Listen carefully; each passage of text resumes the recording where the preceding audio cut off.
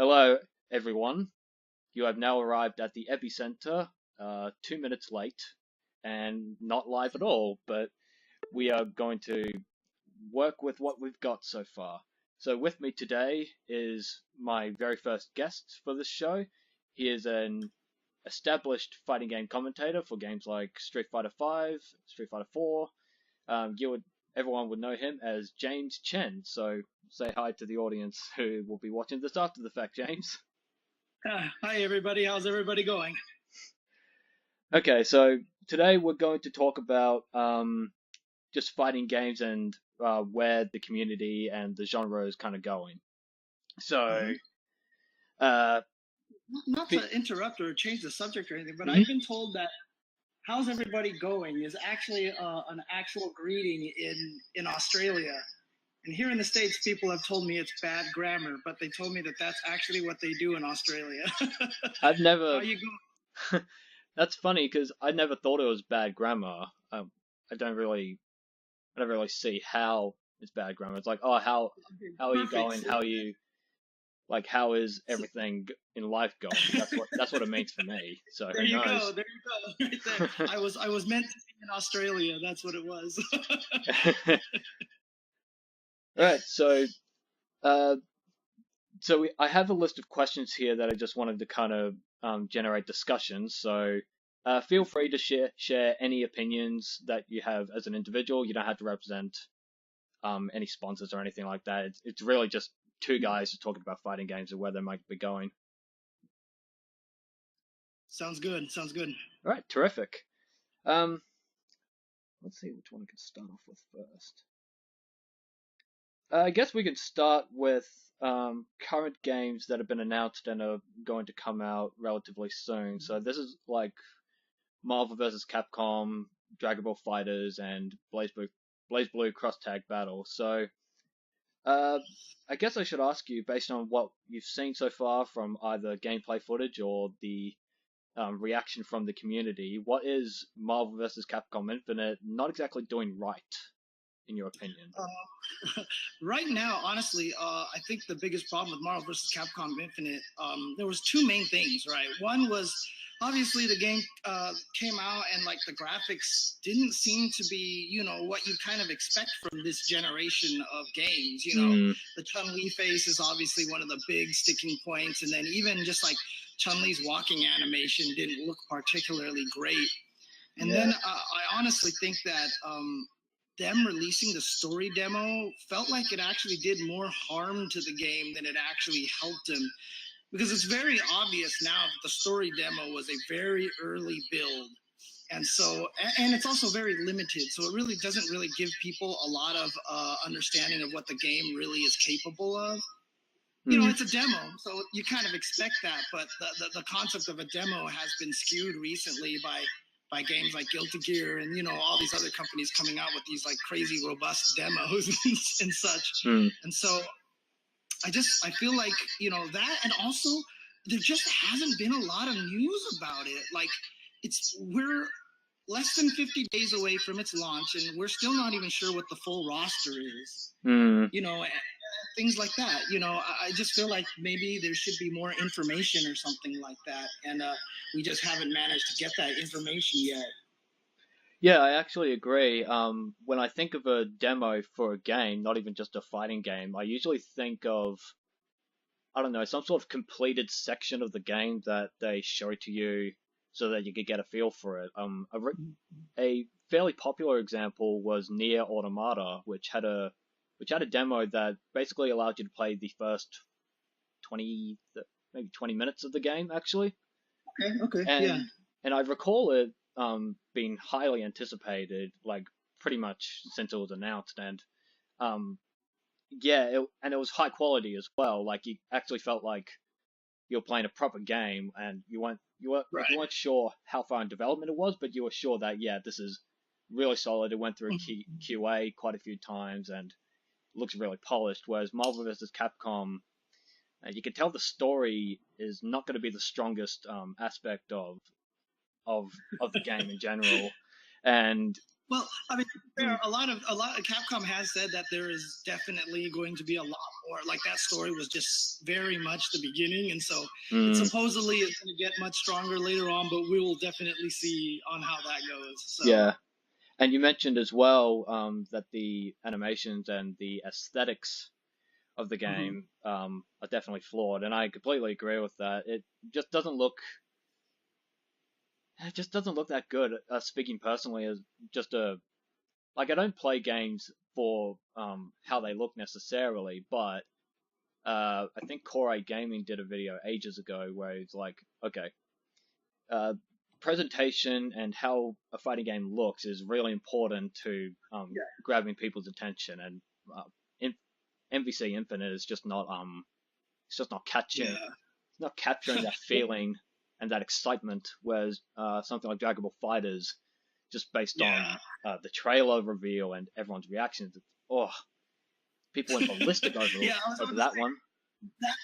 That was also the thing too, is like that MVCI didn't even do wrong. The thing that happened was that Dragon Ball FighterZ was revealed like 2 days before if people found out it was coming out, and then people saw the trailer for it, and everyone's mind was blown. And that happened literally like 2 days before the story demo, or 1 day before the story demo came out. And so it's just everybody was on this Dragon Ball high, and then all of a sudden this game just didn't quite have the look that you were hoping that it would have, you know? Yeah, it just stole its thunder completely. Dragon Ball looks so beautiful. It's like, I can't even describe how it looks. Almost better than the cartoon, you know? Yeah, I definitely can see that, actually. I can't even really disagree with it, actually, because it does look very, very, very good. And and in addition to Dragon Ball FighterZ, Arc System Works also announced BlazBlue Cross Tag Battle, which captured even more people's attention because you had shows like Ruby, you had previously established Arc Sys games like Under Night In-Birth and Persona, and they're all in this crossover game, which is what Marvel vs. Capcom is also. But this one not only looks like it'll have a bigger roster, but it just may well look more interesting as well, because it has the 2D sprite work angle going for it, which most fighting games don't really do anymore. Yeah, it's definitely. It came out of nowhere. Like nobody was expecting that one either. So that was also just an awesome reveal to have. I was up at 4 a.m. because I live in Australia and my internet's that of a potato, and it was really late at night. And when I saw Jubei, I was like, oh my god, cool, Jubei, because I played a bit of BlazBlue's story ages ago, and I remember watching my brother play it, so I know quite a few things about BlazBlue from years ago. But then the Cross Tag Battle trailer came out, and I was screaming at the top of my lungs. I didn't care who I was waking up. I was just so excited when I saw that, and I just could not contain myself, and I was really loud. Right. Yeah. So definitely. No, I mean, yeah. Oh no, go ahead. I was just gonna say that Arc System Works came out with its first movie, Marvel Killer, and then announced a sequel, Marvel Killer 2. So they're out for blood. Arc System Works, I think they're out for blood. Yeah, I mean, well, it's good. I mean, like, I hope that brings a lot more attention, because, I mean, honestly, one of my favorite fighting games right now is Guilty Gear Revelator 2. Yeah. I love that game so much, and I feel like it doesn't get the kind of attention that it deserves. Like, I honestly just think of it like as this just amazing, fantastic game that deserves way more prominence.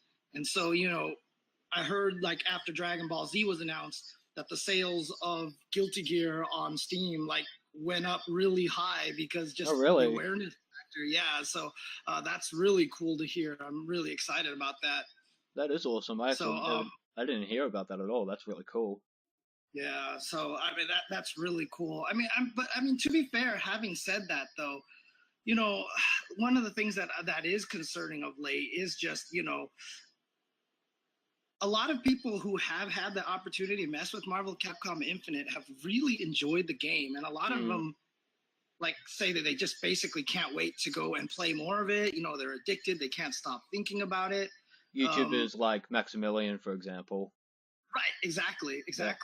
So, you know, there's definitely a lot of promise in that game. And from what I can tell, just by looking at it and from what I've messed with it, there's a lot of cool ideas in that game. There's a lot of cool things in there. And I know there's a meme out there right now that, you know, using the word creative and stuff like that is like a meme. But like, it really does. It has this very large level of creativity that I feel like can be implemented in there.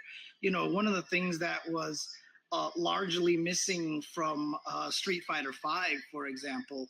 Street Fighter V is pretty straightforward. You've heard guys like Daigo and GamerB talk about how they don't feel like players can express themselves in the game that much. Yes, I have heard that, yeah. Yeah, but it feels like to me, and from what I can tell, it just looks like Marvel is going to be crazy. It's so open to whatever it is that you feel like doing that I really just feel like it's going to be oozing with a lot of individuality and personality with that game, especially since even the same pair of characters can have two different gems and stuff like that. So yeah, I'm personally really looking forward to this game. I'm also a person who loves messing with training mode, and I feel like this game is going to be like the training mode player's dream come true. You know? Yeah. But you know, I totally get that the excitement for it is just not there because of how cool Dragon Ball looks, and you know how Geese in Tekken, you know, like that was a crazy announcement. See, you know, like all awesome announcements. Yeah. Like I actually I was watching the Tekken Grand Finals and I actually fell asleep, so I missed the Geese Howard reveal live. So I had to watch it after the fact. So I'm glad I watched it, but I can't believe I fell asleep. And I was nearly there. I was on the Grand Finals and I was watching it, and then I'm just like drop, and then I woke up and I'm like, oh yeah, my computer's still on. Oh, that sucked. That really sucked. Oh, I don't blame. I mean, God, what time of day was that for you? That must have been that. Like, okay, so it would have been nighttime in the States probably. So it was about 5 a.m. for me. Yeah, exactly. So I mean, trust me trying to stay up and watch like Japanese tournaments and stuff like that, or even like some of the Australian tournaments, I totally understand how hard it is to stay awake sometimes. Yeah, I just wanted to bring up two things actually, just really quick. One, I want to disclose to people who watch this after the fact that I have donated to Maximilian's Twitch streams, so I just wanted to bring up that financial disclosure. And speaking of people who are really tired, unfortunately, I was going to have someone else be in this call with us, but unfortunately, he had to go to bed. But he did want me to. Well, actually, I decided. He sent me a tweet or messages. Sorry, he's basically giving his overall opinions about the topic. So I figured I'll get to that if it will load. You gotta love when Twitter doesn't work. Okay. So, he says the following. I think you should one of the struggles he thinks with fighting games is that it's not really a team game. People are often drawn to team games due to the complexity of trying to synchronize different players and minds. There's also the issue that fighting games are one-on-one in the premier competitive environment. That makes it harder for casual appeal because instead of playing with a group of friends, you only play against one person, and that one friend is your opponent, not your partner. Thus, fighting games lack a strong cooperation aspect. It's almost entirely individual, which, with cooperation being more outside of the game to help your fellow players improve. I personally find this appealing in its own way, but many don't. Most people aren't a solitary individual like me, so fighting games, while I think can grow, will have a harder time than other esports. Esports we'll get into a bit later as well. It isn't something you can play cooperatively with friends, and it's only 2 people involved at a time. Okay, so I got that out of the way. What did you think? What do you think? I mean, honestly, I agree with that 100%.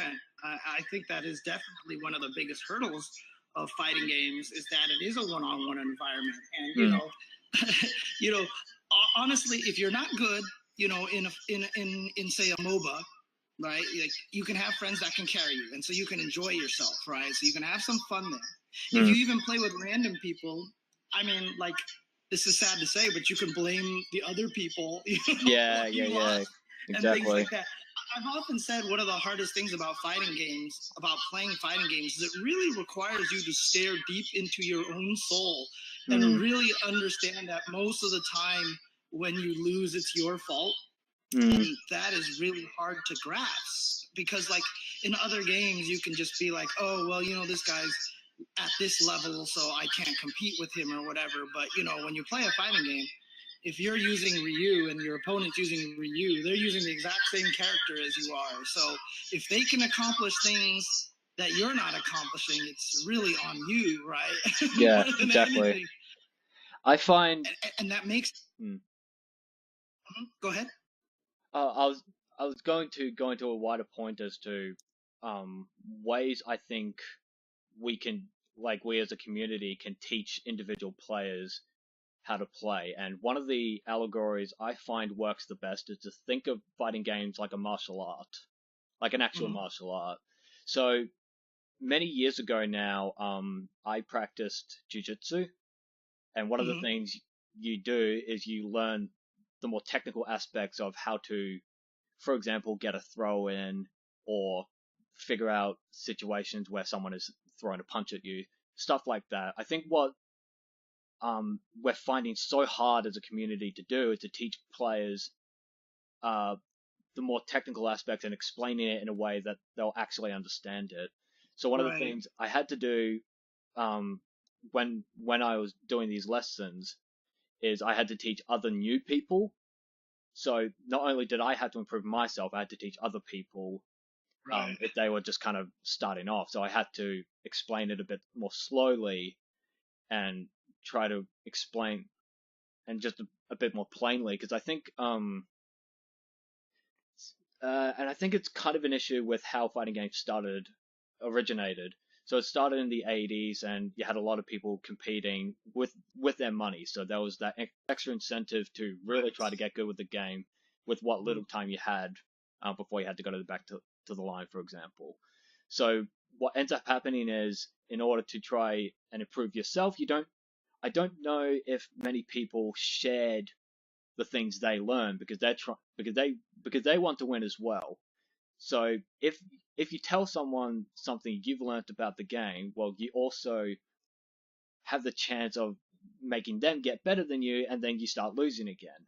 So there's kind of that secrecy that you want to keep, just so you are still able to win. And if someone else figures it out just like you did, then they don't really feel the need to share their knowledge. Yeah, so what do you think about that? I've just been brainstorming it.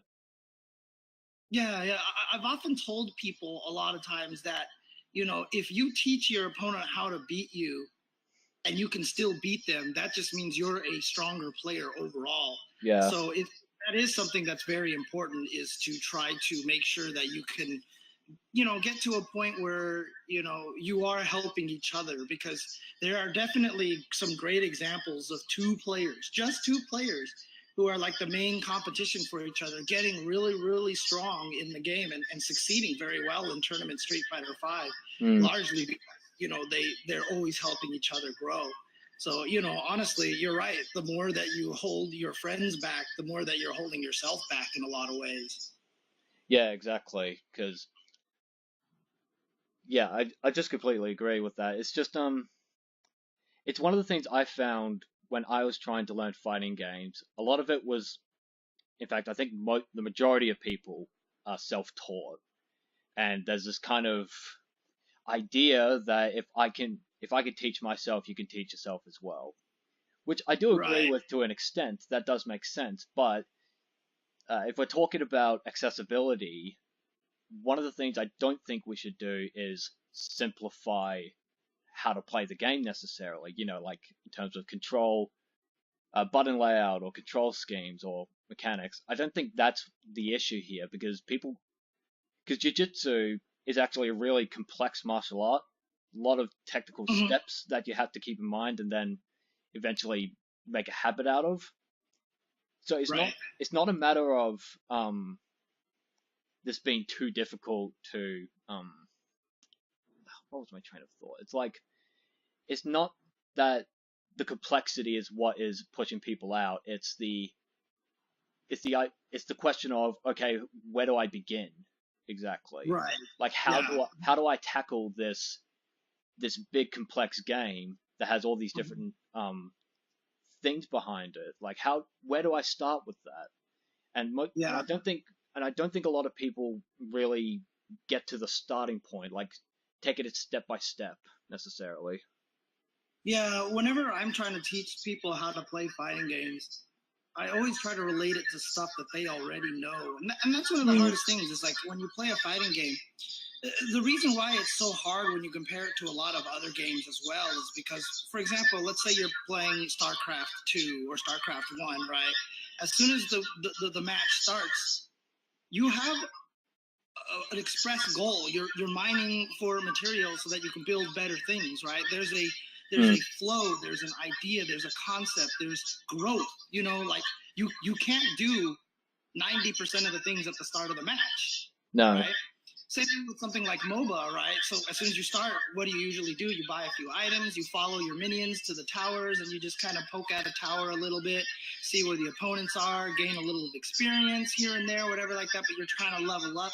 There's this very common flow in all the games, in a lot of these games that even in something like Call of Duty, right? Like it takes you have to walk over to where the enemy is, and so you're trying to find the proper positions and stuff like that. Yeah. The scary thing about fighting games is like it's like round one fight, and like literally you hit a button and you can hit your opponent like right there. Yeah. Like you have every option available to you right away, so there's no real progression. Yeah, there's super meter, for example, that can limit what you want to do, but you're thrown right into the mix right away. And what that does is it promotes panic in a lot of people. And when you panic, the first thing you do is you just start mashing buttons, right? Yeah. And it's really hard to gain control of yourself. And that's the thing. It's like whenever I try to teach fighting games, I try to teach them through other games that I know people like to play. Yeah. For example, one of the best games to teach people how to play fighting games, honestly, weirdly enough, is probably something like Dark Souls, right? I can see why. Everyone, Yeah. yeah, everyone who plays Dark Souls knows the truth. If you rush in on a bad guy, most of the time you die. and the game really is about distancing, measuring your space from the monster, knowing how far their attack hits, baiting them out to miss their attack and hitting them back. You know what I mean? Like there's this kind of dancing in and out when it comes to playing Dark Souls, and you learn that very quickly. And that's actually how fighting games are largely played. I actually taught someone who I knew played a lot of Dark Souls how to play fighting games by using that kind of as an example, and it completely made sense to them for that reason. That's And actually a really good idea. Yeah. Yeah, once you start seeing it that way. So yeah, I've even taught fighting games by using like Legend of Zelda: Link to the Past as an example before. Yeah. A long time ago, I've used Rochambeau, rock paper scissors is a great way to teach fighting games because when you play Rochambeau with someone, all you're thinking to yourself is, you know what? He played rock last time.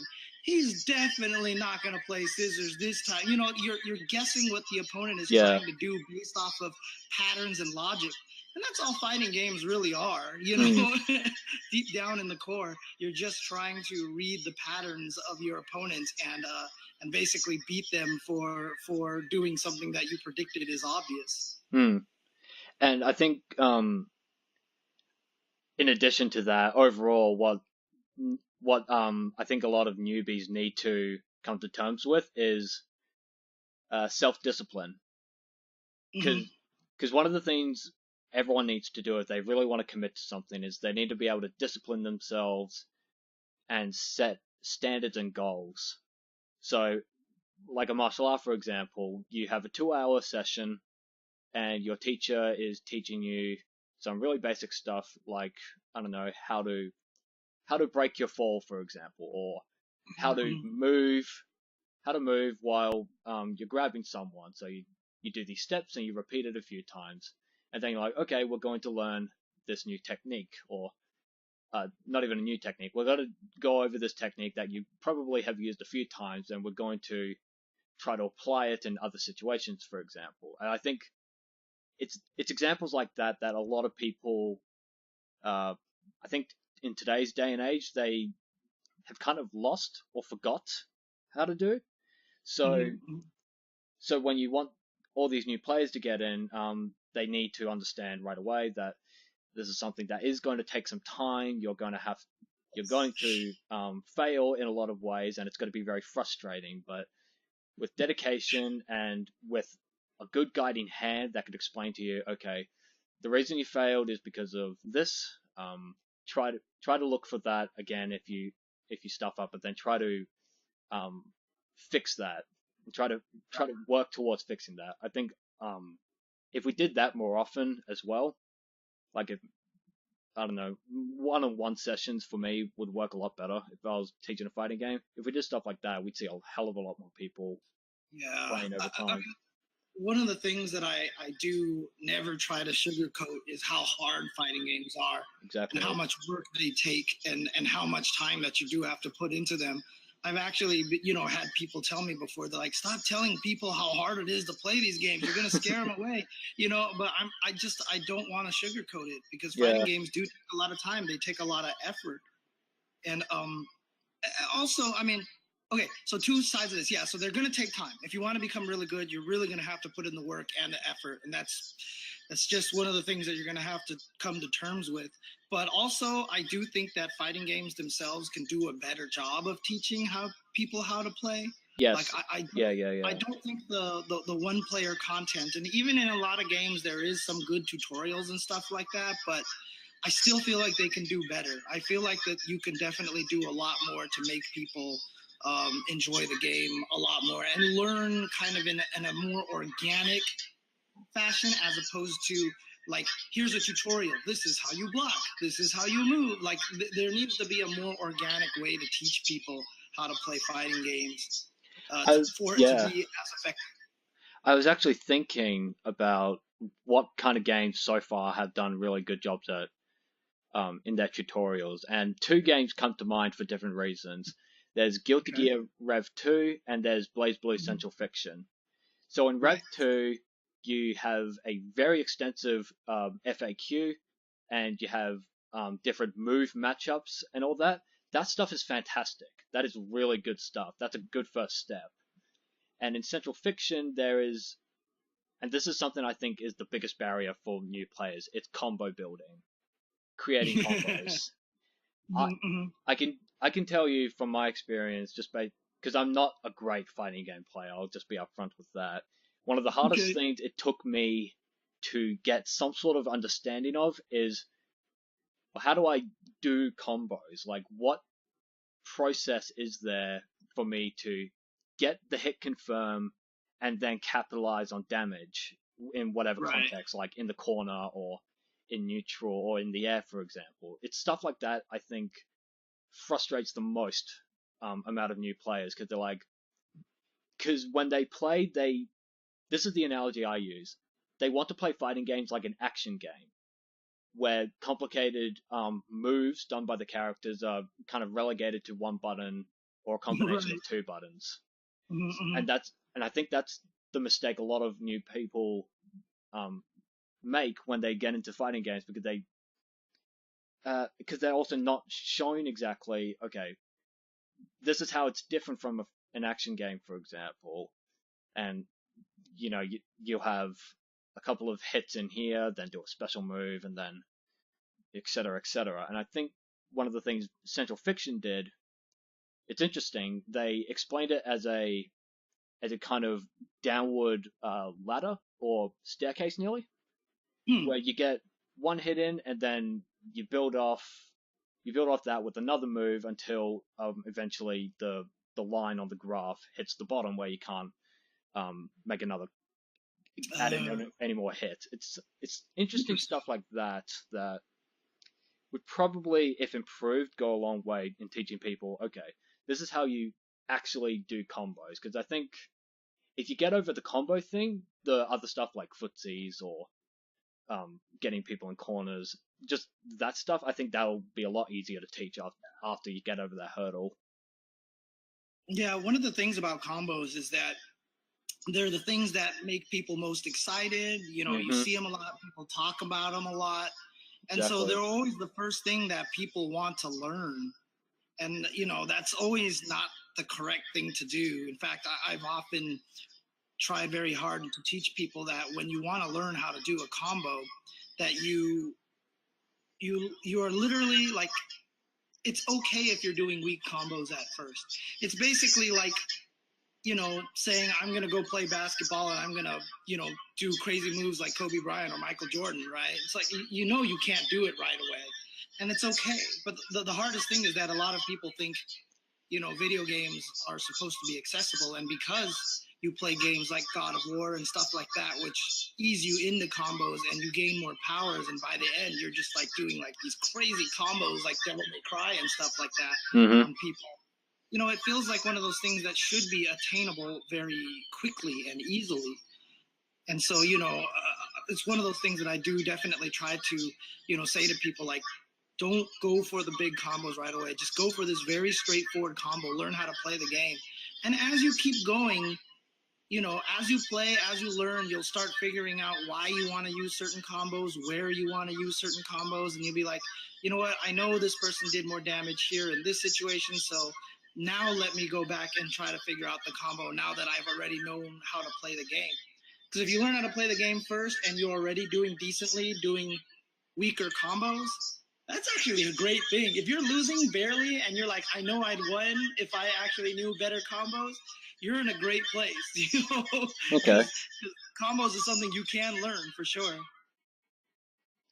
Yeah, I guess I was just going at it in a different, looking at it in a different way. It's more like I guess I was looking at it from it's a foundation versus the building blocks, or foundation then building blocks versus building blocks and foundation. And I guess I might actually be wrong on that. I don't know. I just, it's not often I get to bounce these ideas off, so well, I mean, it's a good thing I talked to you then. It's good because when you first start playing the game, you want to learn how to play the game. Movement is always the most important thing in fighting games, first and foremost. Learning what your movement options in these games are. And the combo stuff will come later, but once you do start trying to learn how to build combos, it is very important to understand why combos work and don't. One of the, I actually pride myself on being very good at combos and being very good at finding combos. But that's also largely because I've been playing games for so long. I understand, and even though every game has a different system, like I know how to look at it from this weird scientific point of view that like, okay, well, you know what? There's this system in place. I think I can abuse it by doing this. Yeah. I think I can kind of cheat by doing, like I'm really good at figuring those things out. And that does come from an understanding of like the building blocks and a large part of just having a lot of experience and being very scientific about the whole thing. Yeah, and that's one of the things I struggle with, because my very first fighting game was Ultra Street Fighter 4, and this was back in 2014 when it came out physically. I got it on PS3, which is the not recommended platform for that game. I'll say that much. Right. And eventually I moved on to other games like Third Strike and whatnot, but it was interesting that I chose Street Fighter 4, because what inspired me to finally go, okay, I will play fighting games now, because I just needed this push to convince me. It was actually a video I saw from the Super Best Friends. They do a weekly show called Friday Night Fisticuffs where they just play fighting games, and they played Third Strike, and I'm like, wow, this kind of energy, this kind of excitement, the things they're doing in this game, it's so cool, and the game looks gorgeous too. Right. Like, okay, I'll actually give this stuff a go, right? And now I can say that I own plenty of fighting games, and I'm probably a master of none of them, but I'm fine with that. Dude, fighting games are hard. Yeah. Fighting games are hard, man. Like, I mean, I'm even just like, playing probably more fighting games than I've ever played in my life, just because that there's so many. And I've been playing fighting games forever, but there's just so many games out right now, and they're all so good. And so I want to play them all. So I'm playing like Injustice 2. I'm playing Guilty Gear Rev 2. I'm playing Tekken 7. I want to play a lot more Unio, which I haven't been able to play a lot of, and the new one came out in Asia, so I have the new one from Asia, and it's crazy because like I can't get good at any of them because I'm playing so many games right now.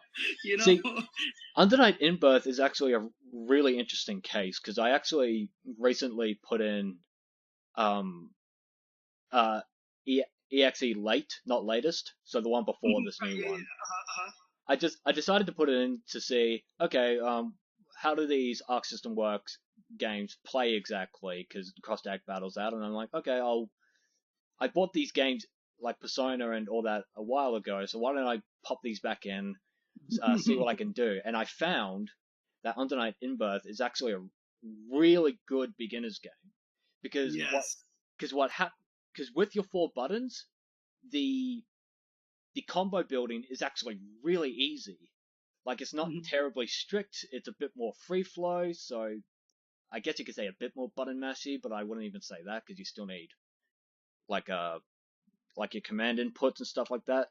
And I actually found I was doing quite well considering because I usually play Guilty Gear or Tekken, and I find I'm not very good at those at all. But Untitled in Birth was like, wow, actually, I feel like I actually have a grasp on what I'm doing here. So that's definitely interesting. You probably haven't picked up the new one yet, right? No, I haven't. I also have no money. I'm a poor person, so. No worries. I understand. There's too many games right now. Yeah. But I will say this much though, even in Japanese, because obviously I can't read Japanese, but I'm learning, but I don't think I'm proficient yet. So. Oh, okay. But their tutorial system in that game, they teach you a lot from what I've seen. Like like it's very almost kind of even more than Guilty Gear levels of like educational kind of content in there. So I'm really excited once the US version comes out and I can read it and I can see what's actually happening there. You know, I think that would be really, really cool to see the kind of things that they're teaching in there because to me, like I said, I don't feel like the games are doing a good enough job teaching people. But I'm really eager to see how this one pans out. You know, one of the things, it's one of the other topics I kind of wanted to bring up. It's related to accessibility, but it's more in the how to play, kind of in that kind of realm. And this would kind of lead into Street Fighter V and why I consider it to be a failure. So I was wondering what your thoughts are on why Street Fighter V failed. And I guess I'll kind of start off with one of the arguments I would put forward as to why it didn't click with a lot of people. And one of them is the skill gap with this game.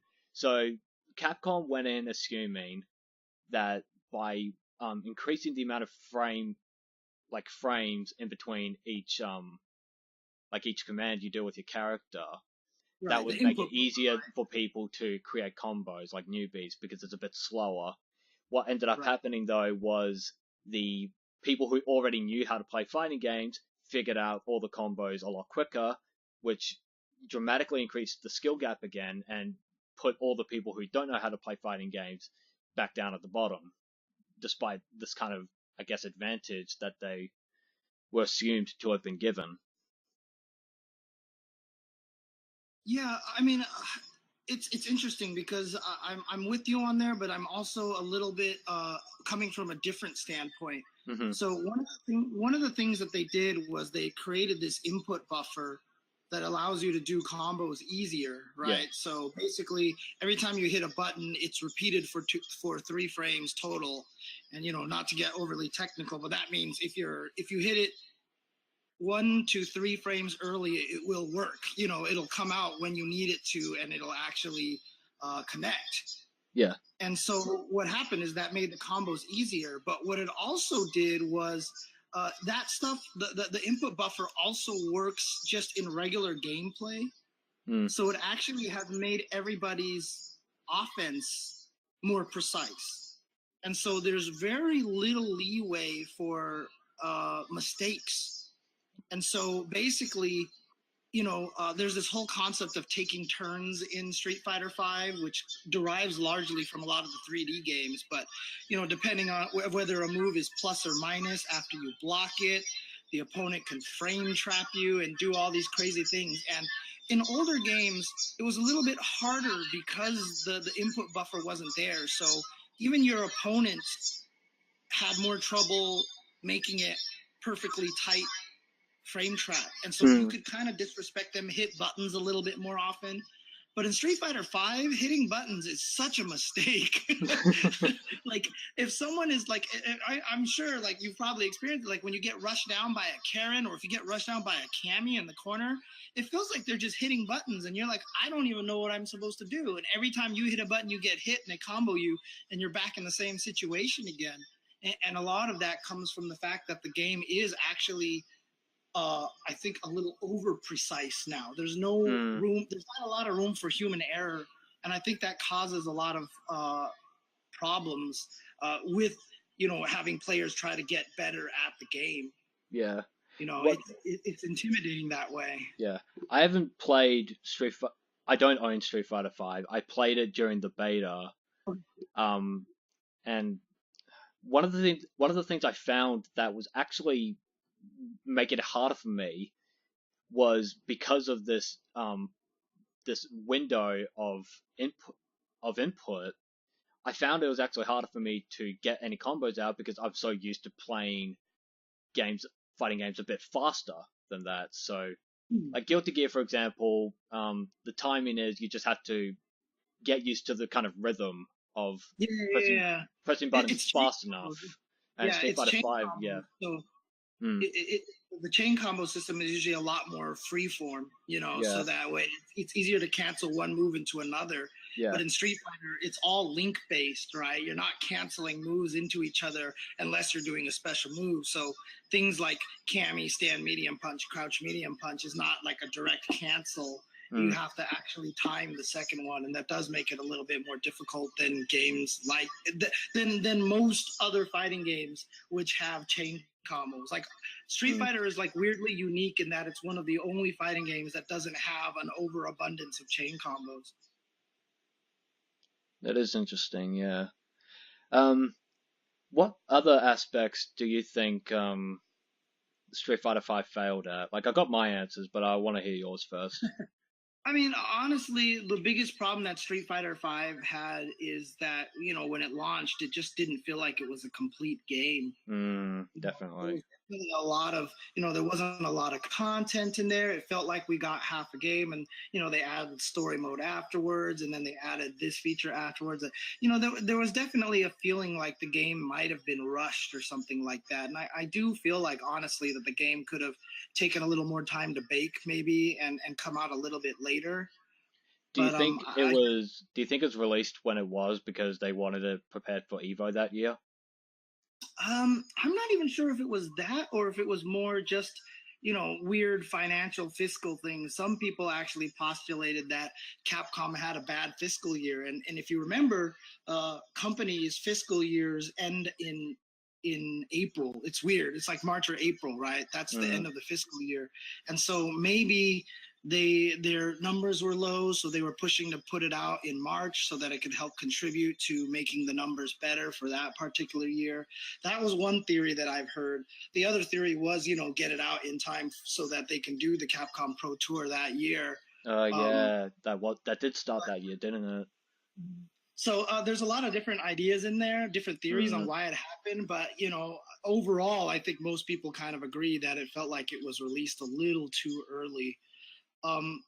Also just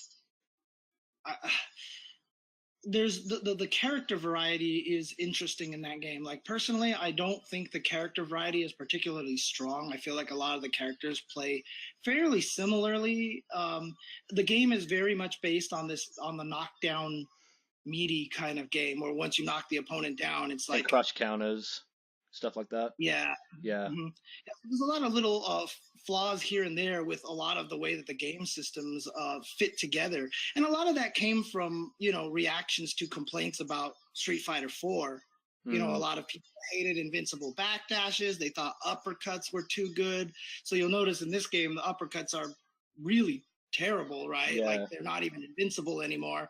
And if they get blocked, you just get crush countered to death pretty much. People like the invincible backdashes, and now people are complaining there's not enough defensive options and stuff like that. So it's interesting. There was definitely a lot of reaction to what a lot of people didn't like in Street Fighter 4, but I don't know. In the end, it might have actually. I'm not sure if people were quite aware of what what it would end up creating. Yeah. Do you think they got rid of a lot of those things? So you think then that the universalized nature of Street Fighter V kind of killed its appeal for a lot of people?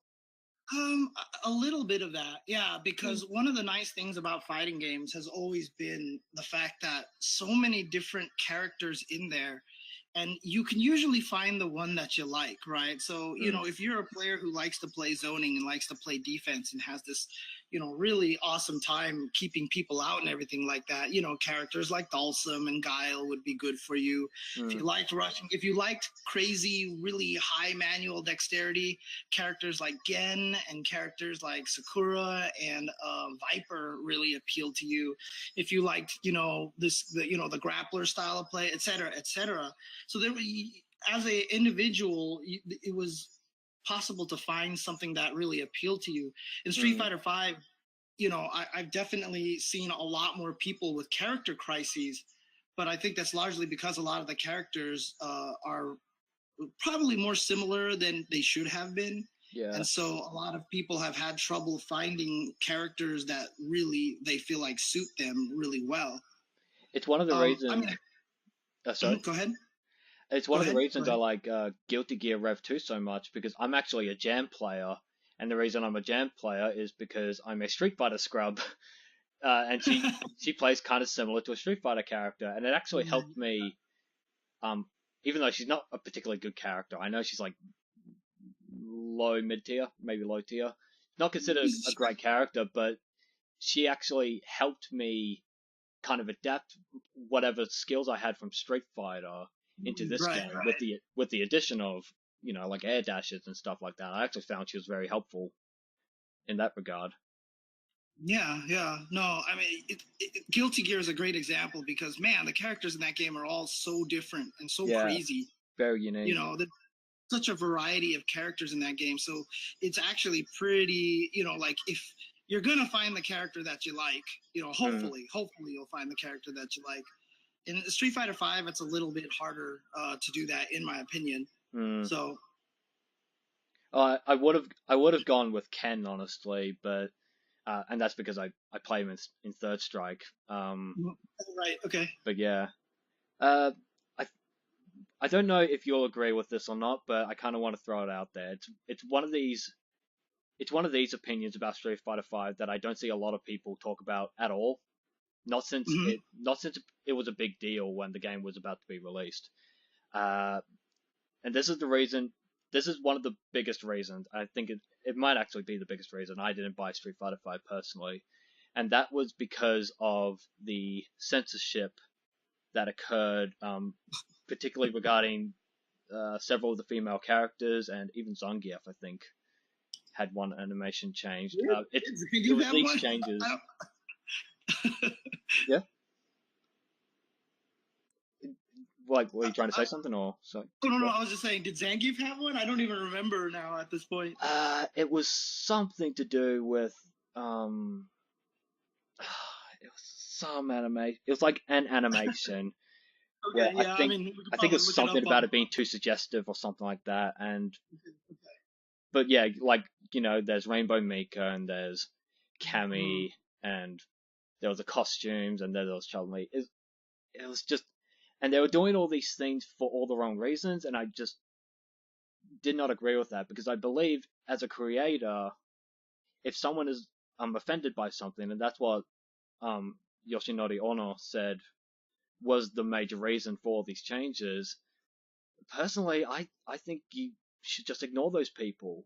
Like, I think you and I both know who was calling for the censorship of these characters, and I just think no, you really shouldn't listen to them because even if you did, it doesn't help your sales, and it shows with Street Fighter V because even now they've sold 1.5 million copies, so it's still below their target from when the game was originally released, and um, doing that stuff to your creation, what that ended up doing for the niche community, like the really small community that is really big on creative freedom and really attractive characters and stuff like that. All that ended up doing was just making them really not want to buy the game either because Capcom showed a weakness, in my opinion, and it just wasn't very good, in my opinion. Yeah, I remember a lot of people talking about that back then. I'm not so concerned about that because I am kind of frustrated in a lot of ways with some characters, like Laura in particular. Like I think she's just kind of a silly character overall. Like I like character, for example, like Eno, right, or even Biken in Guilty Gear, or like even Morrigan, right? Like it's very much a part of their personality. It's part of the like it's very much tied to like some parts of their story or their character. I just feel like Laura is just kind of like overly gratuitous, and she just doesn't interest me. As a result, like I just don't find her appealing at all whatsoever. I guess she's more of a free-spirited kind of character. I would have thought that was what inspired her design to some extent. Yeah, I mean, I played the story mode and I was hoping for something like that, but I mean, she basically had no personality in the story mode at all whatsoever, and it was really kind of frustrating to me. So it's kind of a mismatch in your opinion. Yeah, like I mean, if they even had like a storyline, like she learned to be a martial artist because it was dangerous in Brazil, and people would like try to like hurt her or something like that. So she had to learn that just to protect herself, and she was a little more serious or something. I don't know. Like if it even played into the story a little bit more, like it would have meant a little bit more to me. But I just felt like the way it was just kind of, you could tell it was designed specifically just to kind of, be the sex appeal for the game, and I didn't really like that too much. So. Because even a character like Armika, like in the original Alpha 3 that she was in, she wasn't like played off as like this very sexual character. She had a goofy costume and everything. She had hearts on the end of her breasts and everything like that, but she was still mostly in character with her, with the outfit and everything like that. It kind of made sense, and like the new costume doesn't really make much sense to me. I mean, having said all that, I do think a little bit of the censorship was a little bit kind of weird. Like, I don't know why they would, like, I don't understand why you would take away Armika slapping her butt. Yeah, that like slapping her ass. Yeah, like that. That annoyed me the most. Yeah. Yeah, but then leaving Laura how she is, like Yeah. Like, that was my biggest concern, is that it was mixed messages. You know what I mean? Like, it didn't make any sense to me. I'm actually finding that now with their kind of promotional materials. Like, I think they have a comic now where the characters are all wearing beach attire, and I'm like, well, hang on a tick. If you said you didn't want to offend anyone, what's this about? But yeah, it's just Sorry, the recording stopped, so I just started it back up again. Okay. Hello, you still there? Yep, still there. Okay, the recording just stopped, so I just started it up again, so now I got a second file to edit together. Okay, yeah, no problem. So, I mean, do you want me to just start off, or? Yeah. Like you're in the middle of your point about. Yeah. So, like, I mean, costumes and stuff. Yeah. Yeah, I mean, I mean, one thing that I will say though, like, I mean, definitely Street Fighter V did not sell as well as it should, and I know that there's a ton of negative opinion about it right now. Yeah. I've been dealing with a lot of that negativity recently as well. But I mean, it's interesting because like a lot of people want to say that it, definitely was not a success and everything like that, and sales wise, probably not. But like, I still feel like, there is a good game in there. Like, I feel like that there's a good game, and I'm hoping for a lot of changes in the upcoming seasons because one thing that I am very keen on is that I've been playing fighting games for over 20 years now, right? And I guess maybe it's just because I have different expectations than everybody else at this point in time. But most fighting games, when they first come out, are not particularly good. It's very rare that we end up with an Exerd sign, for example. Exactly. Like Exerd sign was just ridiculous even from the get-go. And people are like, well, it's a different time, so we should expect more. But at the same time, fighting games are hard to make. Yeah. And one of the things I did mention was that I felt like a lot of what Street Fighter V was a result of what people didn't like in Street Fighter 4. One of the biggest complaints in Street Fighter 4 was the throw option select, where if you're crouching and you hit throw, you would come out with crouching light kick if they didn't throw, and so they would get poked. But if you threw them, they would tech it, and so it was like this really crucial defense, so people hated these light attacks. Like someone would do a throw option select, hit you with a crouching light kick, combo it into a crouching light punch, combo it into a crouching medium punch into something, and it's like you had to like do this kind of complex frame trap thing in order to beat a lot of the players who would do that a lot. And so Street Fighter V, they made it so that if you throw while crouching, you actually stand up and whiff a throw. They wanted to weaken the light buttons, so they added the priority system so that if the light and the heavy buttons connect on the same frame, the heavy button wins out. They added crush counters so that you could really punish people for hitting jabs and stuff like that. But what it ended up doing was it ended up affecting the footsies in the game, the neutral game. Yeah. What a lot of people have complained about in the neutral game is like, oh, you know what? I can't use my medium buttons because, Balrog's just fishing with heavy kick. And every time he hits me, he crush counters me and I lose this big chunk of damage. And Urian's just throwing out fierce and chopping me all day. A lot of that came from a lot of the complaints from Street Fighter 4. So I feel like Street Fighter 5, a lot of the gameplay problems are a manifestation of them trying to do right by what people didn't like in 4. Well, it turns out a lot of those things combined together just didn't work out properly. And keep in mind that Street Fighter V is 1 year and 5 months old right now? Like, it's not a very old fighting game. And Ultra Street Fighter 4, which is largely considered the best version of Street Fighter 4, was 7 years after the first one came out. Yeah, had a lot to build on. Yeah, I'm kind of in this position right now where I think Street Fighter V has a lot to build on. I think there's a lot of good stuff in the game to fix and to build on. So what I'm really hoping for is that, Season 3 comes out and there's a lot of big changes in there, because I like that Season 1 to Season 2 wasn't drastic changes, because it really gave us time to flesh out the game and to really feel what the game is all about.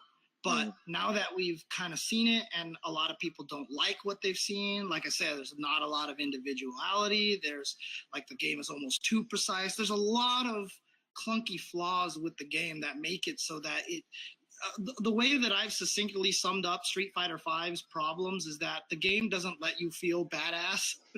Like there's very, very little in the game that you feel like you're the boss when you land it. Yeah. And so I'm hoping, a lot of those things get addressed, and I hope a lot of those things get fixed in Season 3. I have a lot of hopes. I'm always just generally a very positive thinking kind of person. I like to be optimistic. So I'm hoping that, by the time Season 3 rolls around, that they will fix a lot of the issues that, the issues that a lot of people have with the game as it currently stands. So, I'm hopeful for the game. I'm definitely, I feel like they could do a lot to improve it. Do you think Capcom should cut its ties in terms of trying to make it accessible for newbies and instead just go into the pro player angle? Because I feel like that's what they've been doing in terms of tournaments as well. I feel like they have shifted because it didn't sell with casual, so they thought, okay, don't worry about the casuals because they're not buying our game anymore. So instead, we should try listening to what the pro players are wanting. Do you think they might be doing that or are doing that? I think they can address the casual thing. It will require a rebranding. Like if season 3 comes out and they don't call it Super Street Fighter 5, I think that's going to be a problem because they need to rebrand it, and that would at least allow beginner like casuals to go, oh, it's like a new version. They've upgraded it. Like they've tried to make it better. But if it's just called Street Fighter 5 Season 3, no one's going to buy it, right? So, if they do a proper rebranding, I think that they can definitely bring back a lot of the casual players. However, that also depends on whether or not they actually stick in a bunch of one-player content, like the arcade mode and stuff like that. I have no idea why they didn't put an arcade mode in the game. Like that's still one of the biggest baffling mysteries to me. Yeah. That they wouldn't put the arcade mode in there. But if they can put in a lot of good content in there to really give people stuff to do in one player mode, I think that's super important. And but at the same time, appealing to casuals and appealing to pros don't have to be fighting against each other. There's definitely the ability to do both, and I do like to use the Smash Brothers games as a perfect example of that, especially in particular Melee. I know Smash 4 is also like this, but probably not to the extent of crazy execution that Melee has. But those games are super dead easy to get into. They're so easy to play. They're so beginner friendly. You just run around. It's a lot more freeform even because there's this whole almost 3D space where you have a lot of free movement. I think that's what a lot of people who are trying to get into fighting games often find it's a bit harder for them to get used to because they're so used to big sprawling landscapes for them to be able to navigate through. So yeah. And that's why one of the things I've said about fighting games is when you first start to learn them, movement is the most important thing because, yeah, you're right. It's very restrictive compared to most other video games in general. In most video games, you just run around this 3D space wherever the hell you feel like going, right? And in most fighting games, you're really limited to jump, double jump, air dash, or dash on the ground and stuff like that. Yeah. But, Smash Brothers, like, at the lowest levels is like any one of us can get together with our friends and play Smash Brothers and have a sprawling good time. We're just going to be like knocking each other off the stage and it's just going to be fun, but at the highest levels, there's still some ridiculously high level things to learn in that game. Like, even if you play Smash 4 on the Wii U, there's like all these footstool combos that people have learned and everything like that, or just like the ability to chase people off stages. In Melee, of course, there's all the super high level techniques like, like shield dropping and shuffling and all these other like really crazy techniques that require a lot of practice, wave dashing and stuff like that, a lot of technique. And so you can make a game that appeals to beginners and that is fun for beginners to play at the same time, making it very complex. I think Tekken kind of feels that way too, because, you can play Tekken just by hitting buttons and things happen. And it's kind of exciting in a way, like it's not like super hard to get to some of the crazier looking moves and things like that. But man, that game is deep. I think that Tekken is like one of the hardest fighting games to learn right now, especially because I'm trying to learn it right now. And it's just like, man, that game is like, it's such a different world for what I'm used to through Street Fighter. Yeah, but it doesn't hold your hand at all. Yeah.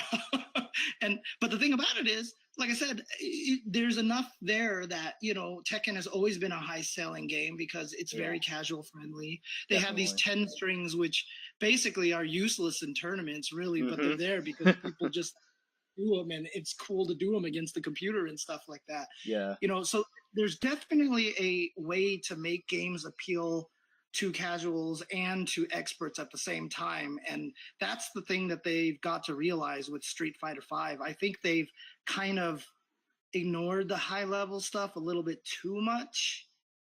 And as much as it is annoying to have like a really hard combo that you can't do, I remember reading an article that was asking people what is it that appeals to them the most about esports, and one of their responses was, "I like seeing people do things that I can't do." Mm. And it's the true with almost any sort of sport, right? Even if it's something like poker, when you see Daniel Negreanu, playing against somebody, and he's like, "You know what? I think you have Jack 10," and like the guy has a Jack 10, and you're like, "Holy shit, this is ridiculous." Like, you like to see that kind of thing. When you watch basketball, your favorite player is LeBron James because he dunks on everybody, and you can't do that. So there is something to be said about having that kind of difficulty. And if you look at the highlights, a lot of times, like the Daigo parry, the most famous fighting game highlight, maybe one of the most famous esports videos of all time, you know, the reason why that thing is so good is because it's hard to do. Yep. Because it takes a lot of timing, and the fact that he was able to pull that off in such a clutch moment is like watching someone shoot a game-winning three at the buzzer. It's exhilarating, and Yeah. and I do think that Street Fighter V is missing a little bit of that. Because the combos that the highest level players are going to be using are the same combos that you're going to be using. Yeah. So there's not a lot of like wow factor in it, in my opinion, and that's where the complaints that Daigo and GamerB have had about the game not providing enough individuality. Yeah. And that is definitely a concern, and that's something I feel like that they do need to address. And the way to address that is to create a higher skill ceiling. So I do think the game needs to address that a little bit. So I would like to see them try to regain a little bit of the casual crowd, maybe go for this Super Street Fighter V and see if they can kind of relaunch it that way. And then if it doesn't work, then just like, let's just make the game good for high level play for pros. Let's just do it. They probably have to, because honestly, I honestly am skeptical as to whether or not they could recapture the casual audience, but I guess it's just a wait and see situation. Yeah. One of the things with you, like I feel like I want them to try, but I'm pretty skeptical about it too myself, to be honest. But I still would like to see them give it the whole college try. So yeah, one of the things, one of the reasons I am skeptical is because by saying it's Super Street Fighter V, that would actually be going back on one of their promises back when the game was being talked about and before it was released, where they said, for example, okay, you only need one disc and nothing else. It would just be Street Fighter V. Rebranded into Super Street Fighter V would, I think, confuse a lot of people if they did that.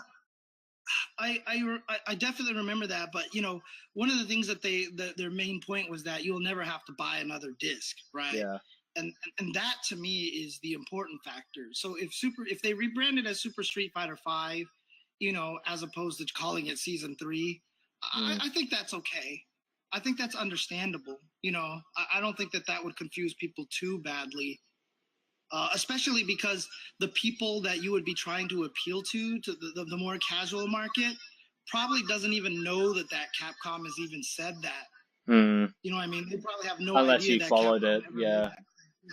Exactly. But if you followed it, then you know that Super Street Fighter V is really just Season 3 with a different name.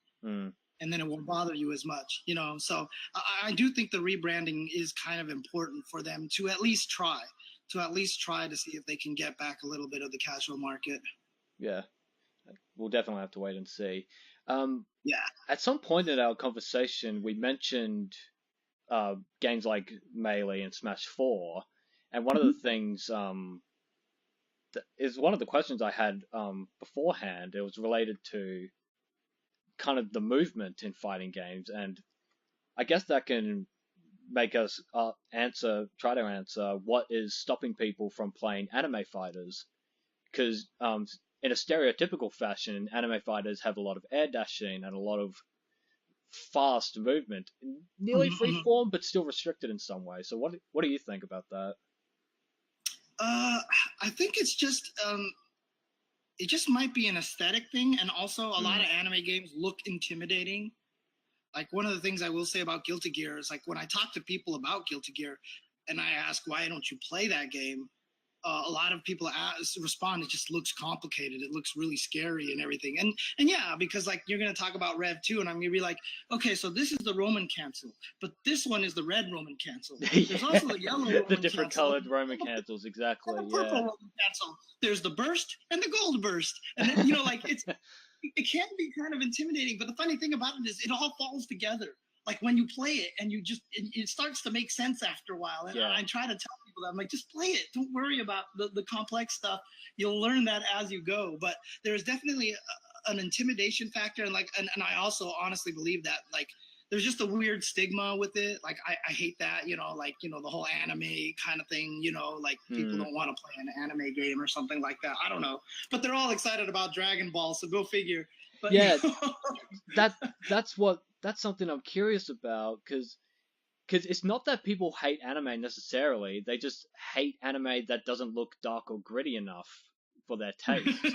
So, Dragon Ball, everyone, I remember this as well. I remember you said in an interview you did not watch Dragon Ball Z when you were growing up. That's fine. That's completely fine. One of the things people remember when they watched it on Toonami and stuff like that in the past, and this is just all over the English-speaking world, right? One of the things they remembered was how fucking violent it was, and how just gritty and down to earth, considering you had aliens wanting to blow up planets and stuff like that. Just just feels real, sort of, kind of like within the realm of possibility, kind of imagination. And what a lot of anime fighting games have been doing recently, and anime in general has been doing this as well, is because the economy is not so great in Japan, they are focusing more on their hardcore audiences. Like, for example, in anime, we have the moe genre kind of anime, and it's a really dedicated fan base of people who will buy merchandise and the DVDs and Blu-rays around that. So that's kind of how they're making back a lot of their money. And what I think a lot of gaming companies are doing if they're making a fighting game is also tapping into that particular market with their character designs, for example, because that's just to be able to make a safe return on things, right? So how can Western players get over that hurdle, I wonder? What do you think? You know what? That's a great question, because I have been trying to solve that for a while right now. Like I said, I honestly, Guilty Gear Rev 2 is like my favorite fighting game right now. I love that game to death. I think one of the things that Guilty Gear separates itself from with other games is its heavy metal aesthetic, even. I think that makes it a bit more like tangible, more within the realms of acceptability is not quite the right word. It's more within the realm of interest for Western players. Yeah, I mean, like I said, I wish I knew the answer to that, because I sure as hell would like more people to play Guilty Gear as well. Me too. I like I said, I just think that there's like a weird stigma of them being complicated, because I know in particular when I say Guilty Gear is hard, people get really upset at me. They're like, stop scaring people away, kind of thing. But it is hard. It is hard. And yeah, I don't want to tell people it's not hard, because the thing about Guilty Gear, honestly, is it is hard to play, but that's what makes the game so damn rewarding. Like when you play Guilty Gear and like you start doing crazy stuff with, like, we talked about that individuality thing. We talked about feeling badass about playing your characters and stuff like that. Guilty Gear does that in spades, right? Like you just feel like such a badass when you like do certain things in that game. And when you actually learn the game to the point where you feel like you're one with the character, because I feel like Guilty Gear in particular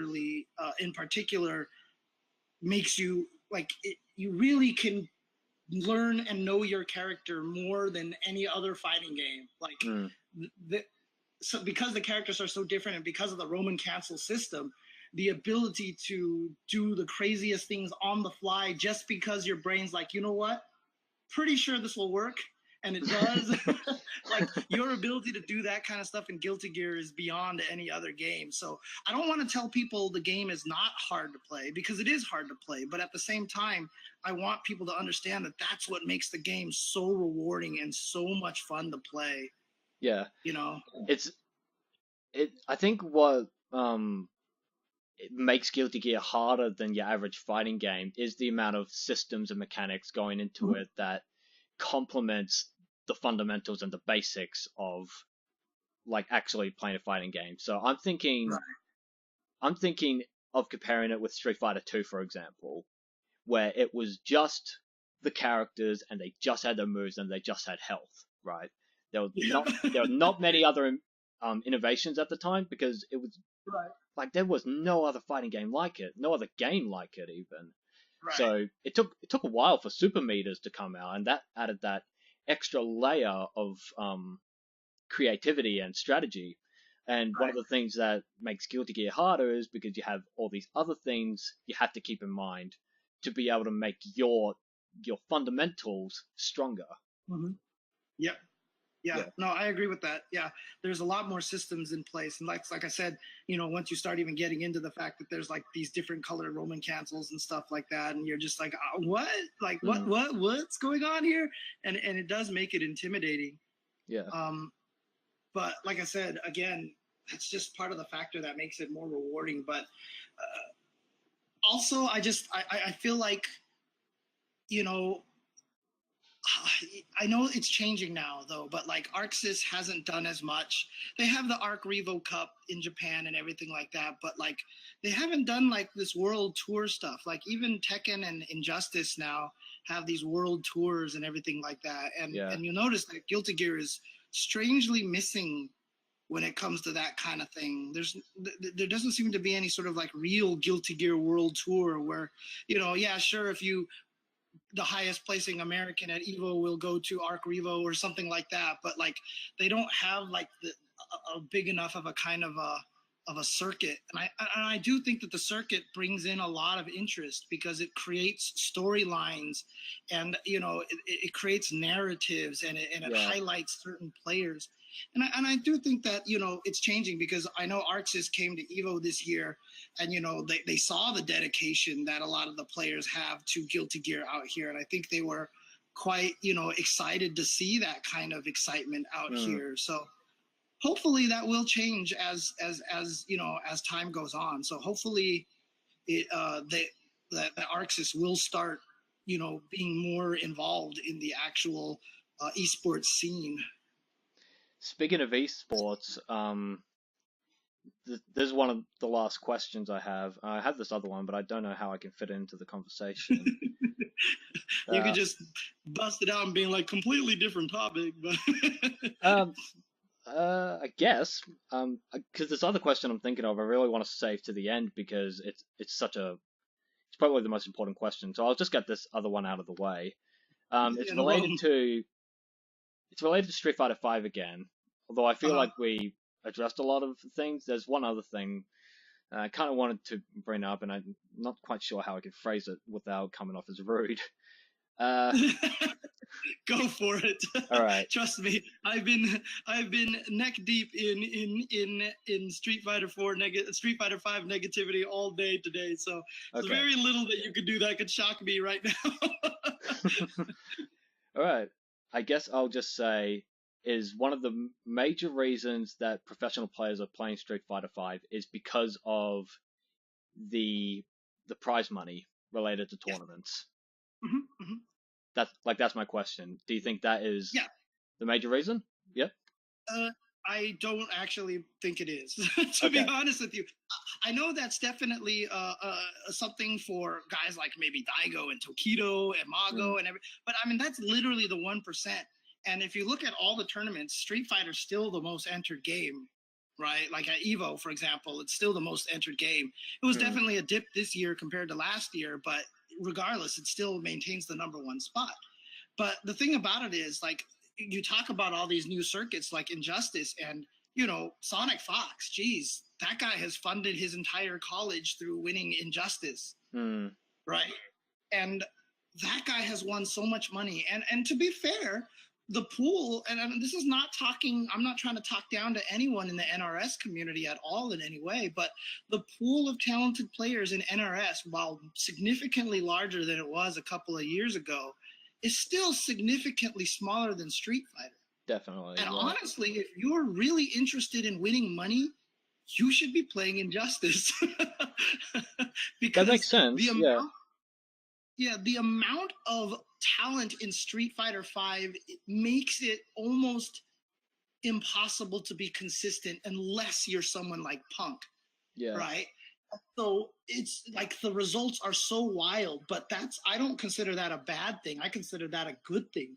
That just means that there are that many talented players playing that game. Whereas when you look at NRS, it's like largely the same. Like the top 8 at EVO this last year for Injustice wasn't far off of what like everybody in there, you'd be like, yeah, okay, maybe 1 or 2 guys. I'm not familiar enough with the scene to really be able to say, but like I definitely know like Sonic Fox and Theo and Dragon and like all those guys are people that you expect to be there.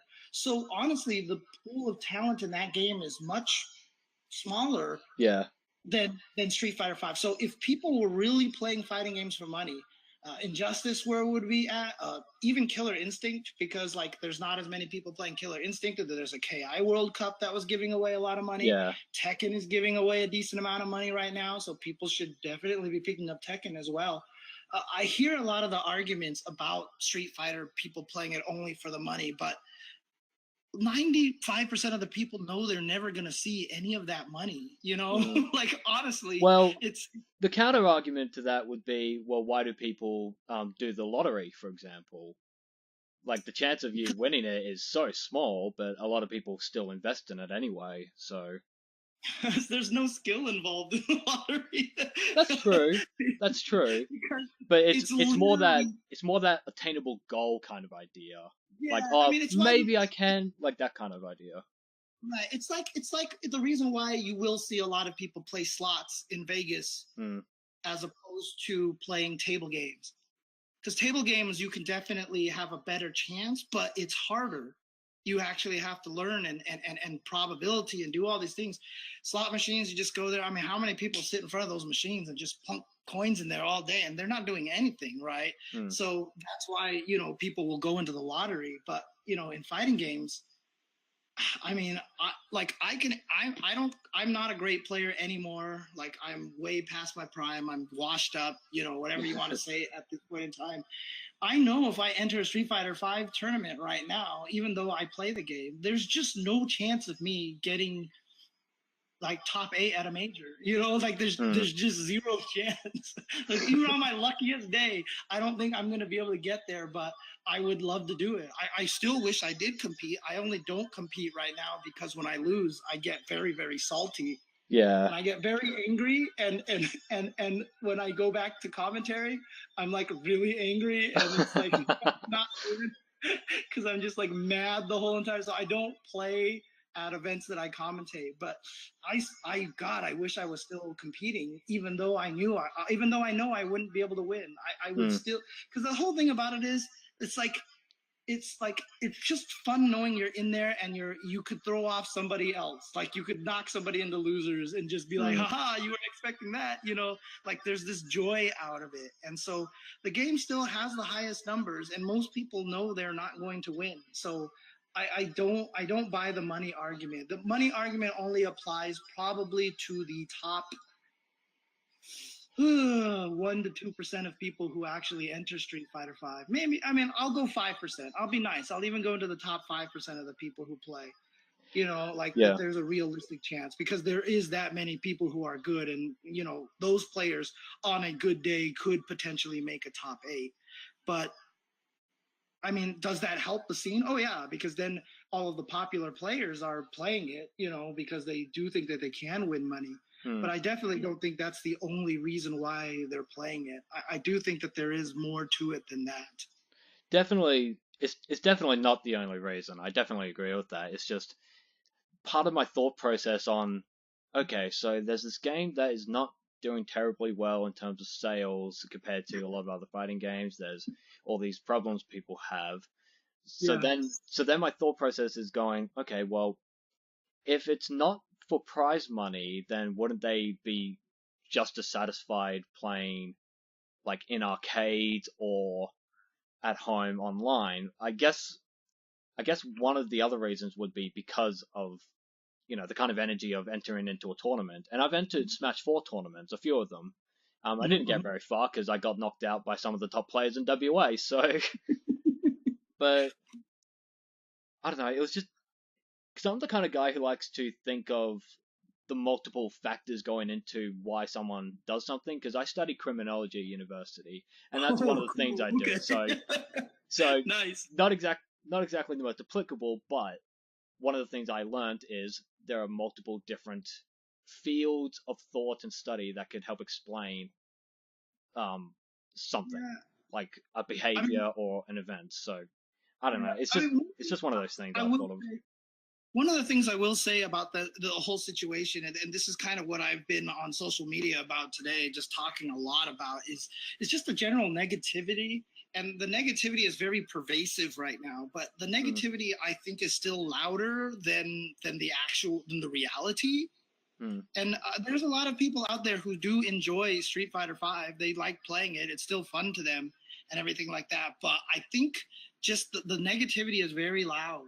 And so it feels like everybody hates the game. And a lot of times when you do see a top player like Bonchan or Daigo or Gamer B or, Filipino Champ or any of those guys say negative things about the game, it's largely because they want it to be better. Right? Yeah, that's where the majority of criticism comes from, honestly. Right. Because Capcom has got so many people loving their games, but with these recent installments like Marvel and SF5, it's just not impressing them. And I'm finding that, and I play Street Fighter 4 first, so.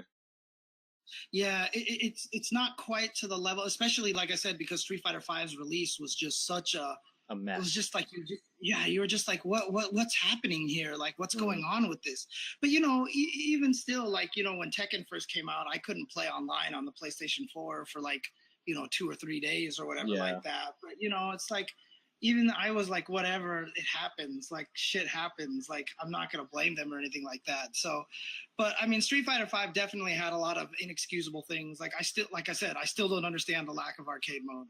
I just don't get that at all. I understand that it's like, okay, this is a competitive game. Games like Overwatch don't have arcade mode or one player mode, right? No, but it's such a different game as well. So yes, exactly. It's a completely different environment. It's a completely different mindset. You cannot compare the two because, like you said, the biggest problem with fighting games is it's one-on-one. It's a frustrating experience, and so sometimes when you're playing it, you're like, you know what? I want to play the video game, but I don't want to play the video game, and so you go and play arcade mode, right?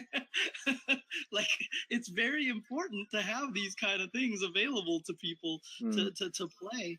But at the same time, I do think the negativity for Street Fighter V is very loud, and I think a lot of the people who do complain about it still enjoy it in a way, and there is something to be said about that game from a viewer perspective.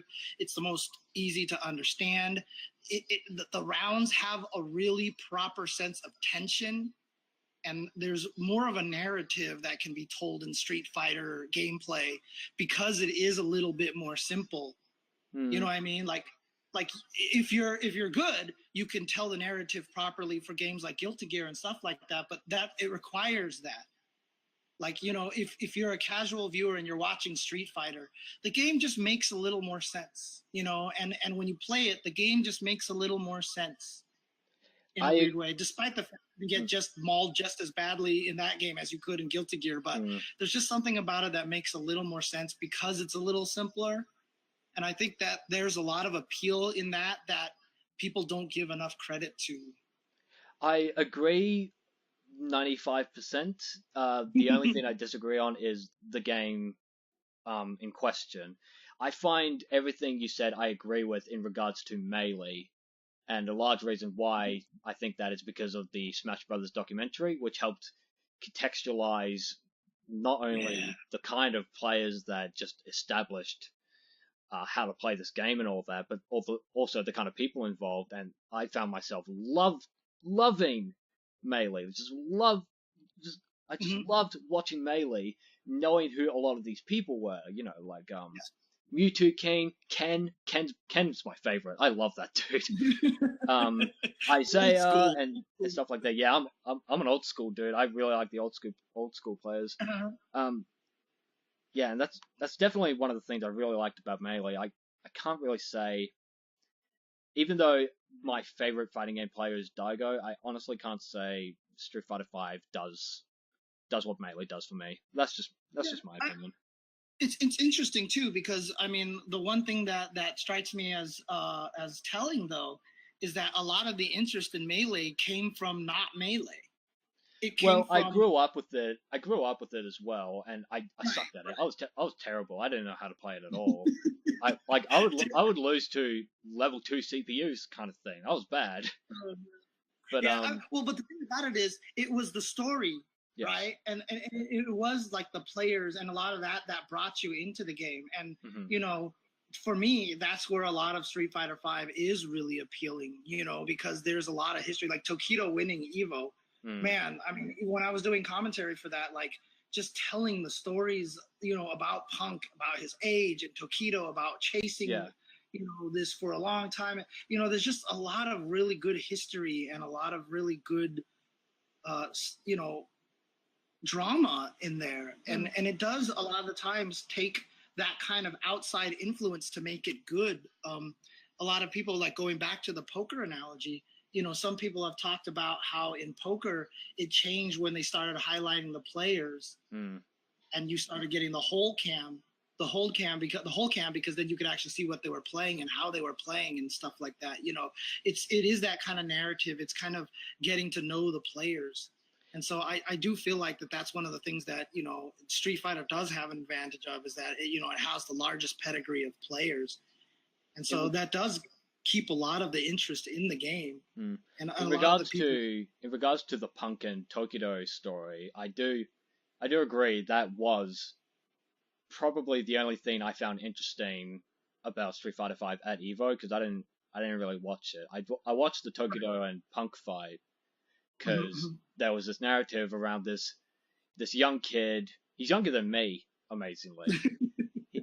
This young kid who has this massive complex because he's just been playing perfectly, hasn't dropped a single game, has just been playing amazingly. And then this guy who's come in, who's been at his lowest point, and he's been crawling his way back up to the top. And then at the key moment where you have this kind of cocky antagonist and this dedicated protagonist who had gone through a hero's journey, and then at the end the hero ends up winning. That is definitely interesting. I really did like that about at least just that fight. I can't really say about anyone else because my favorite Daigo did not make it very far in terms of like top 8, unfortunately. It was one of the things that got me watching Capcom Cup last year, at least when Daigo was on the stage, because he was at the grand finals and Tatsunoko was just absolutely destroying him, and I was so bewildered by how he's doing. I'm like, how is he so inside Daigo's head that he's just killing him? And then Daigo, in a last-ditch effort, just went... I haven't seen him play so aggressively in my life last year at Capcom Cup. He was going all in with Ryu, but yet he still lost, and that was a massive shock to me. I think you mean 2 years ago, right? Because 2 years ago, Kazunoko won with Street Fighter 4. Last year was NuckleDu winning against Ricky Ortiz in grand finals. Right. Yeah, it was 2 years ago then, with Street Fighter 4. Yeah. Yeah, I mean, that's the thing, too. Like, I mean, I enjoy Street Fighter 5, but, I'm always just one of those people, like, if you don't enjoy it, you don't have to watch it, and that's fine. Yeah. And, a lot of people have been complaining to me about, like, Street Fighter 5, and they don't want to support Marvel vs. Capcom Infinite because they're so mad at Street Fighter 5. And, I tell these people all the time, like, absolutely, vote with your wallet. You know what I mean? Yeah. The only thing that really, I guess, frustrates me is that the people who do enjoy these games or are looking forward to them, like I'll say good things about Marvel vs. Capcom Infinite, and I'm immediately called a shill. Unfortunately, yeah, I don't agree with the shill argument. I see where it comes from because well, the mindset is, I understand the mindset at least. It's like you're looking at a game and you're like, how does it look so bad? Like, what are they doing? And then you see these people saying, oh yeah, it's great. I am good at, like Justin Wong, I prefer this over Dragon Ball, and it just blows your mind. Like, but but how do you reach that conclusion? Like, it's just baffling to people who Yeah. I guess haven't touched Marvel Infinite yet or stuff like that, and it's like, but how can you say that when there's another game that a lot more people are excited for and just looks better, just Yeah. just based on impressions? It's first impressions are key here, and I think when Yeah. people say, "Oh, you're a shill," I don't agree that anyone's a shill, unless there is some sort of evidence to say they are, but I haven't seen any. Um, yeah, you could kind of see with this kind of bewilderment why people would say, "Well, Yeah. why would you support this game if it looks like this?" There has to be some reason, and usually Yeah. the first one is money, unfortunately. The thing about it is though, you have to remember that Justin grew up on Marvel, right? Yes, That he like did mention X-Men, that. Yes. and so it's gonna be really exciting for him to want to play that game. Mm-hmm. Another thing too is just that there's just again, like I've been playing fighting games for so long, but like games like MVC2 were ugly as sin, and people still love that game. Like it's one of the most popular games of time. The Alpha games weren't particularly attractive either. Alpha 1 was kind of weird at first and everything like that. So I mean, there's just this concept that for having playing fighting games for so long, I'm kind of like, if the gameplay is awesome, I'm down with it. Like I'm not worried necessarily about the graphics like a lot of people are. And yeah, I mean, it definitely affects things. Like one of the reasons why I love Guilty Gear so much is because the game is just so goddamn beautiful. Yeah. But I can recognize when a game has a lot of gameplay potential and the game is just fun. And because I've been playing fighting games for so long, and I hate saying these kind of things because it makes me sound like a snob or whatever like that, and I know a lot of people think I am one already when it comes to fighting games, but like I've been playing fighting games for so long. When I see a game and I see the system and I look at it, I can kind of tell pretty fast, like, actually, you know what, this is going to be pretty sick. And when I saw the freeform tag system in Marvel, I was just like, this game is gonna be insane. Like, because the way we're playing it right now, obviously we're all new to this game. Everything looks all slow, but man, once we get good at this game is just gonna be like I'm afraid it's gonna be too crazy, like to the point where like people are not even going to be able to understand what the hell's going on. Like I don't even know how you're going to commentate this game because there's so much stuff happening all the time. But the amount, again, the meme word creativity, the amount of creativity that game looks like it's going to afford players looks astronomical to me. So when I do hear someone like Justin say that, and it's tough because like again, like people are probably going to listen to this podcast and they're going to be like, oh, James is just shilling for the game again because well, if I thought you were a shill, I wouldn't be as friendly with you as I am right now. So. Yeah, but I mean, like I said, there's definitely going to be a lot of skeptics out there. But like I said, I just the game excites me right now. Like just seeing what the potential for that game could possibly be. I am excited for it, and I'm looking forward to it, in that kind of way. And the whole shill thing, the negativity, all that stuff like that it is frustrating to deal with. It is kind of like, it's I've been like, the fighting game community has been really kind of depressing me lately because a lot of the negativity. And like a lot of it, like there's just been moments where I'm just like, man, like, is it just like this now? Is like social media just created this kind of environment where like. Well, what I think it is because it's the internet, so obviously there's that element. I think what happens because of the internet is people are able to tap into how they truly feel a bit more strongly.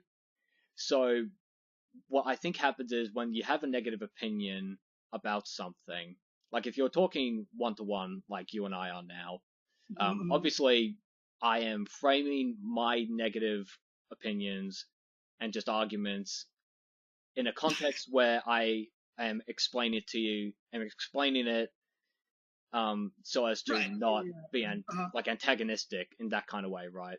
Whereas with the internet, you have a forum where anything can go, right? Like you have this kind of platform where you can just say exactly what you want and really try to express just how much you dislike or do like this thing. And I think the negativity in the fighting game community, I think, is overstated only because I think because of anonymity, you have a bit more room for hyperbole, a bit more hyperbole.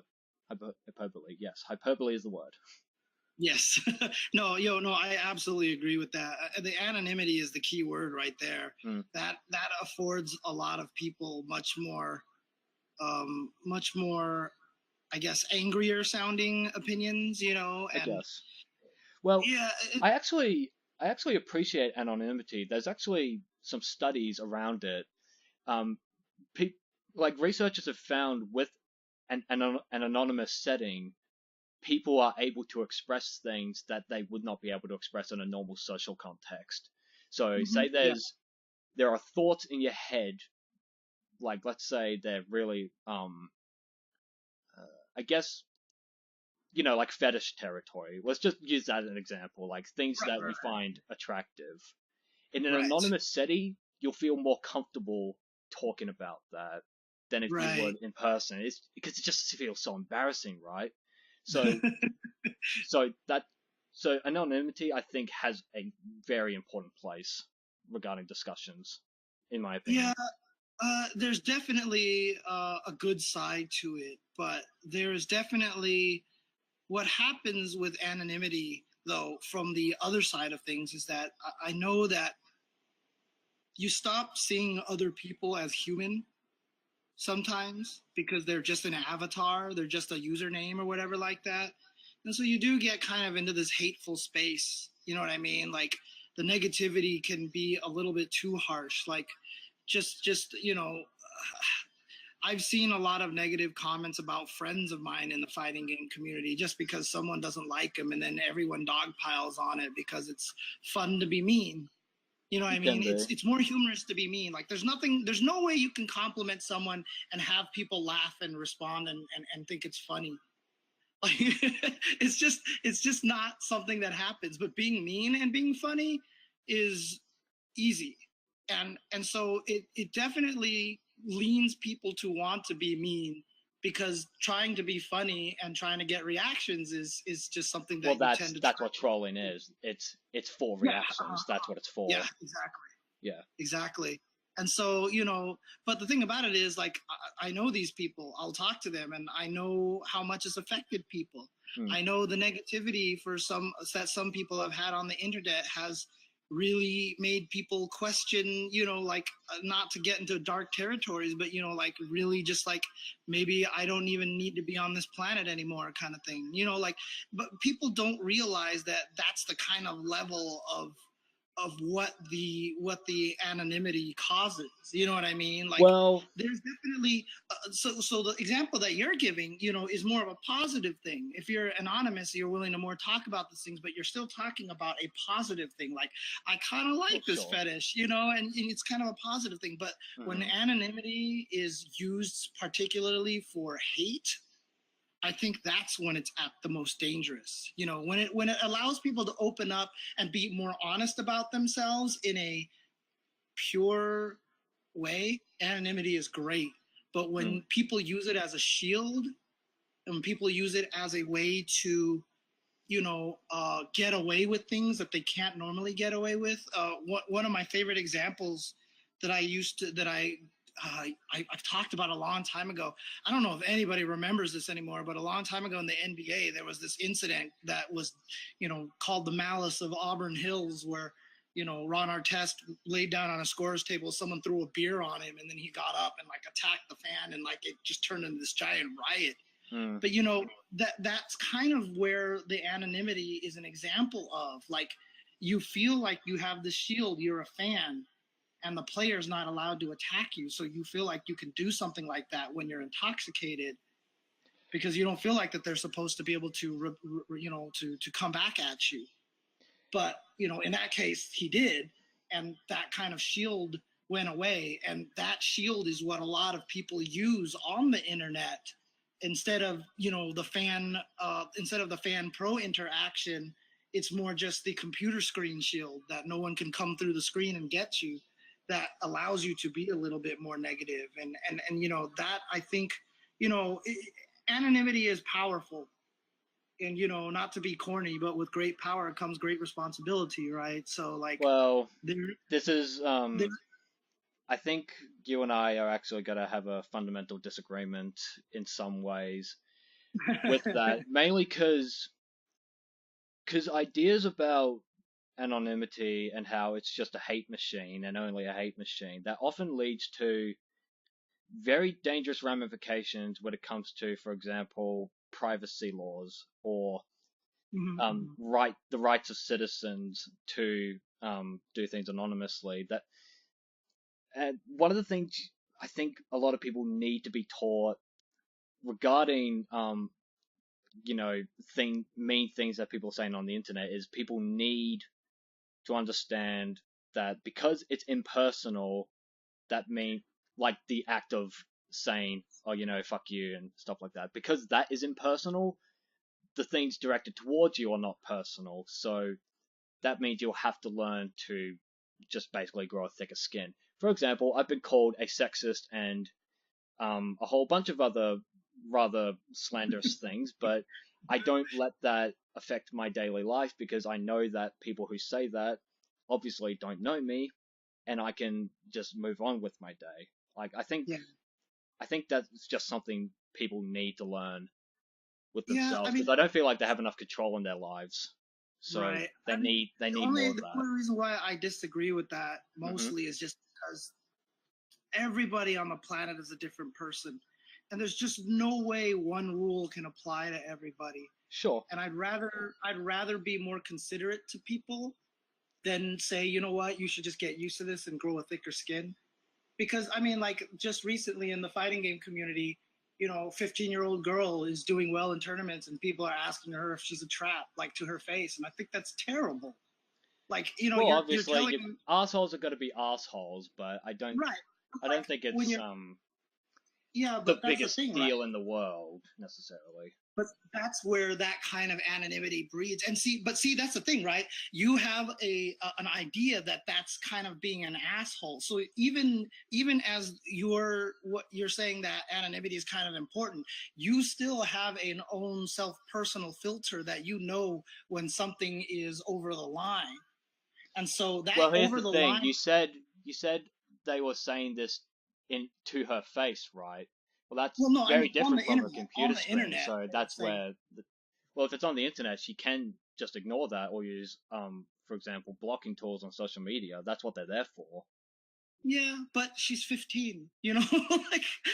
Yes, and I'm not going to say that she's a trap, because I don't feel the need to say that. But if people are saying that, then obviously it's ridiculous if you are in fact biologically female. So just don't worry about it. It's just people they're trying to upset you, and the way to not show that you're upset by them is to ignore them.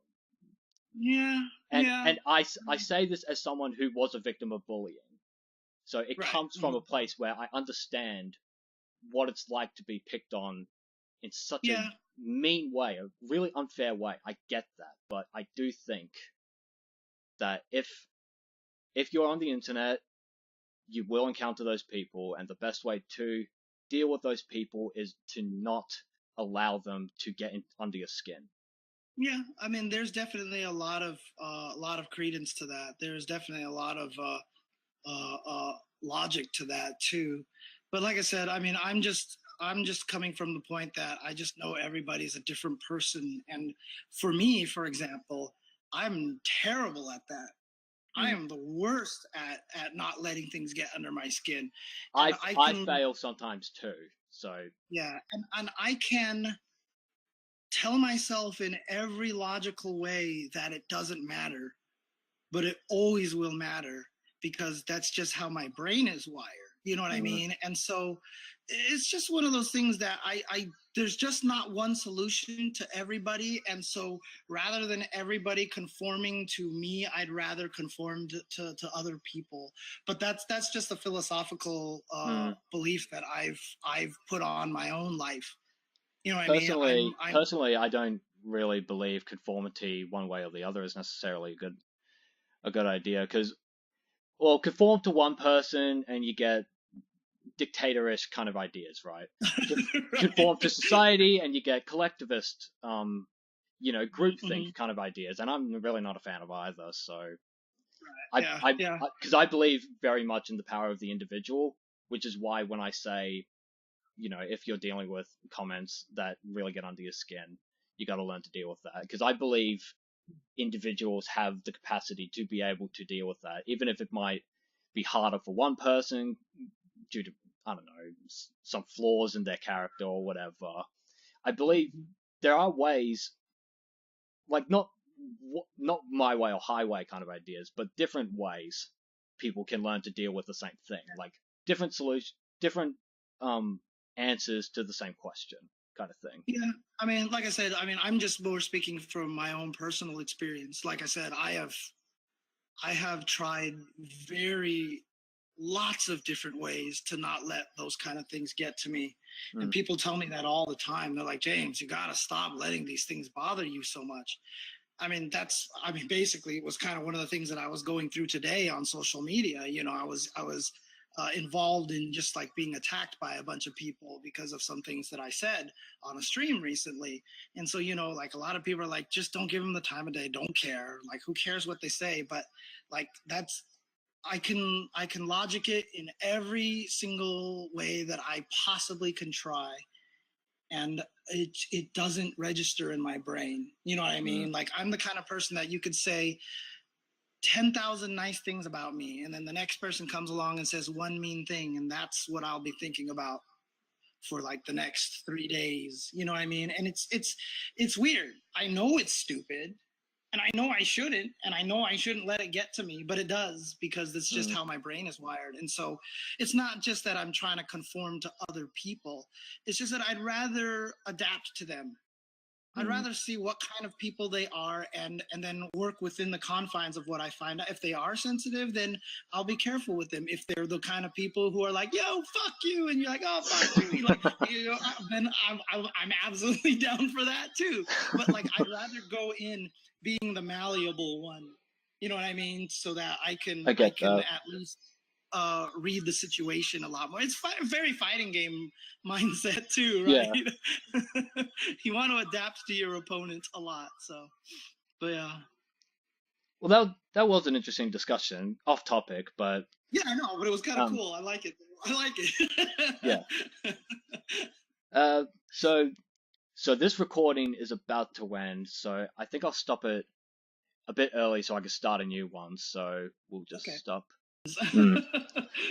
Okay, so we're now in the final stretch, because I have one last question that is probably the biggest and most important question. So sure. if or when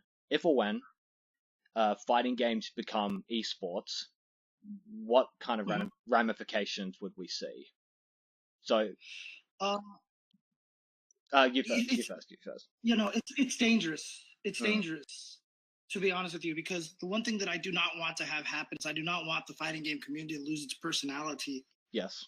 The personality is very important to me, and traditional esports is a lot more clean, a lot more like, I don't want to say anything negative about traditional esports, but it's feel free to. You're absolutely free to. I consider this to be a free speech platform, so by all means, if you want to. Well, let's just put it this way: fighting game community is very hype, and we go crazy, and we get nuts, and we have very strong personalities, and there's a lot of like popping off and that kind of thing like that. Yeah. And I love that. Like, and then plus another thing about the fighting game community is we came from the arcade, so we're very much into face to face angle. There's like this personality kind of thing, and I do not want to lose any of that. Like, I just don't want to lose that. Yeah, because you had money on the line as well.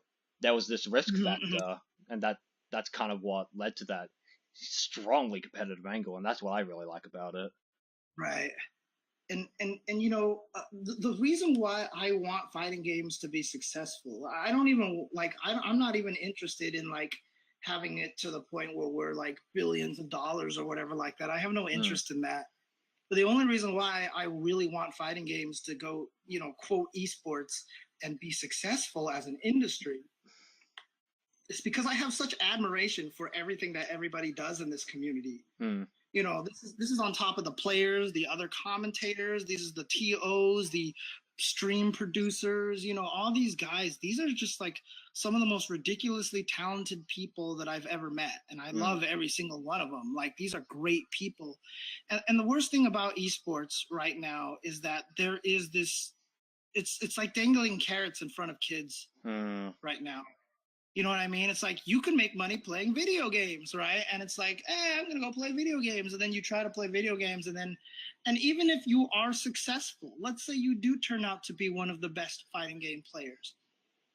And then you get old and things happen, you become slower. You find the love of your life and you change your mind what you want to dedicate your life to. You get a hand injury because that happens to fighting game players. Particularly with controllers and carpal tunnel kind of things like that. Yeah. Anything can happen to these people. And the one thing that I don't want to have happen is I don't want anyone to regret doing this. I don't want people to go, you know what? God, I messed up. Like, my life is ruined because I played video games and I have no real world skills and I'm done. I have nothing now. And so the reason why I want the fighting game community to succeed is because I want people like Punk, who's 18 years old, to feel like that he's doing the right thing. Yeah. There's an extremely talented man, Smug, right now, is another extremely talented player, is, really wrestling with the school versus esports thing. And I don't ever want him to just go, you know what? I'm going esports. And then like 10 years later, he's like, what did I do?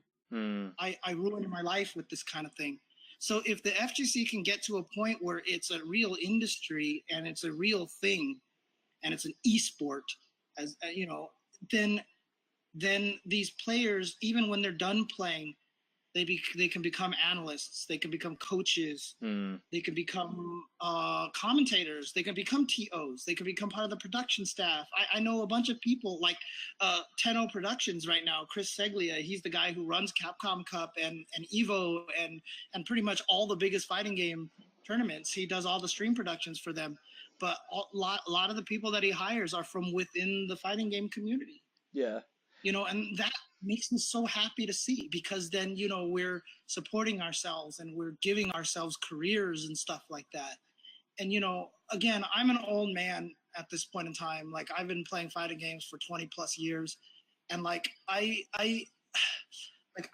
it's weird. It sounds weird to say this, but like, everybody in this fighting game community is my family. Right. So, anyone from 18-year-old Punk to 30-some-year-old Daigo and Tokido and all these guys. And I don't want to see any one of them regret making this decision to do this kind of thing. It's why when Tokido did say fighting games is something so great, like, it just affected me so much, because that was basically him saying, this is worth it. Like, this is what we should do. And this is cool. And to me, that was such an emotional thing to hear, and that's why I lost it on stream. Yeah, you cried. Yeah, I saw that. But that's the thing, right? So like, I want fighting game community to go esports, but I don't want to sell its soul. I don't want to lose its soul. I want to keep it the way that we are. And I obviously I used to watch a lot of basketball, so I have a lot of basketball analogies. But like, inside the NBA on TNT was a great example, because like, Charles Barkley and Kenny Smith were on there, and they would just talk trash to each other. They would make memes, and like they're dressed in suits, but at the same time they're like talking trash to each other. And like that's kind of a thing that I would like to maintain. That's I'd like to. That's one of the things I worry about with it becoming an esport is the corporatization of the fighting game community. So when I think corporatism, I think, like, all these sponsors and, going on TV, and who watches TV anymore? But they're like, TV's a big deal still. And I'm like, whatever, but that's the kind of stuff I think of when I think of turning into an esport. And I really don't want that, because one of the things I like about fighting games is not just this kind of familial vibe, but also the thuggish side.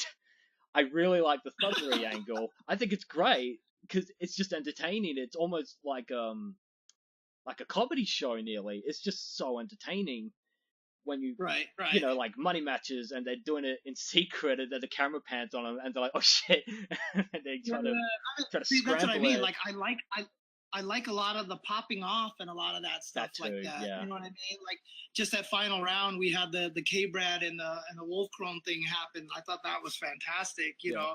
But it happened very naturally too, which was what was super cool about that. It happened just because that's how they felt about each other. So it was really, really cool the way that it transpired. I really like that. But yeah, I do not want to lose that kind of thing from the fighting game community. I think that's super important for the fighting game community, is to try to maintain that personality. And I think that's what makes the FGC stand out in a lot of ways too, is that there is a lot of that. You know what I mean? So like I can't think of how many instances I've seen of people getting hyped over a first-person shooter moment.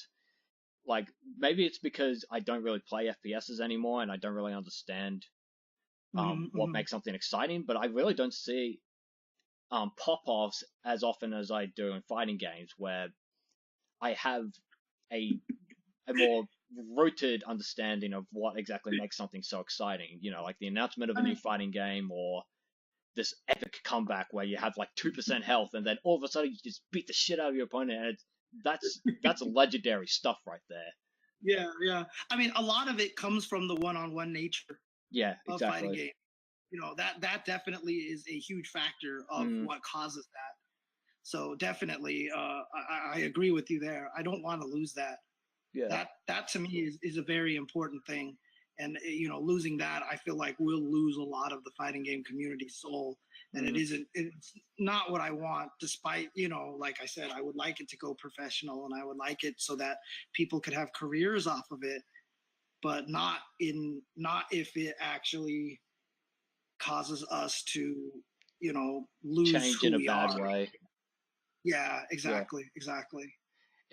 Another angle is the TV angle, because we have actually had two examples now where TV standards have actually, I would use censored, but you don't have to use that word. It's forcing a player to change the costumes they use for their characters. So we saw this twice now, consecutively. And one of the things I think needs to be respected is what the players themselves prefer, how they prefer to play a game.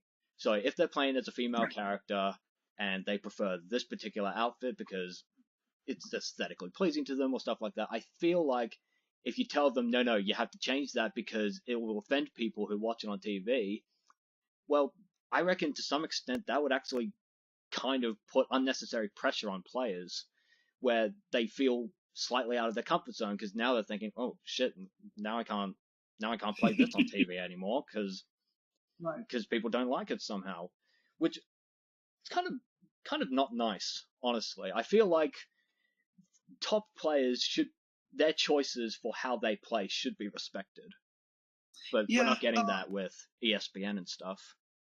Yeah, I agree. I found that kind of weird, and I really wanted Laura to make top 8. just to say, because well, we can't tell them to change characters, can we? Yeah. Yeah, right. Because there's literally no costume that would have been suitable for TV. It's I like really with wanted to see Bayonetta. how they would have done Bayonetta and with that. Smash 4 is like that because she's an Yeah, she's a mature rated character in a PG-13 game, and she won yeah, Evo, and they couldn't do anything about that. That's great. I like that. right.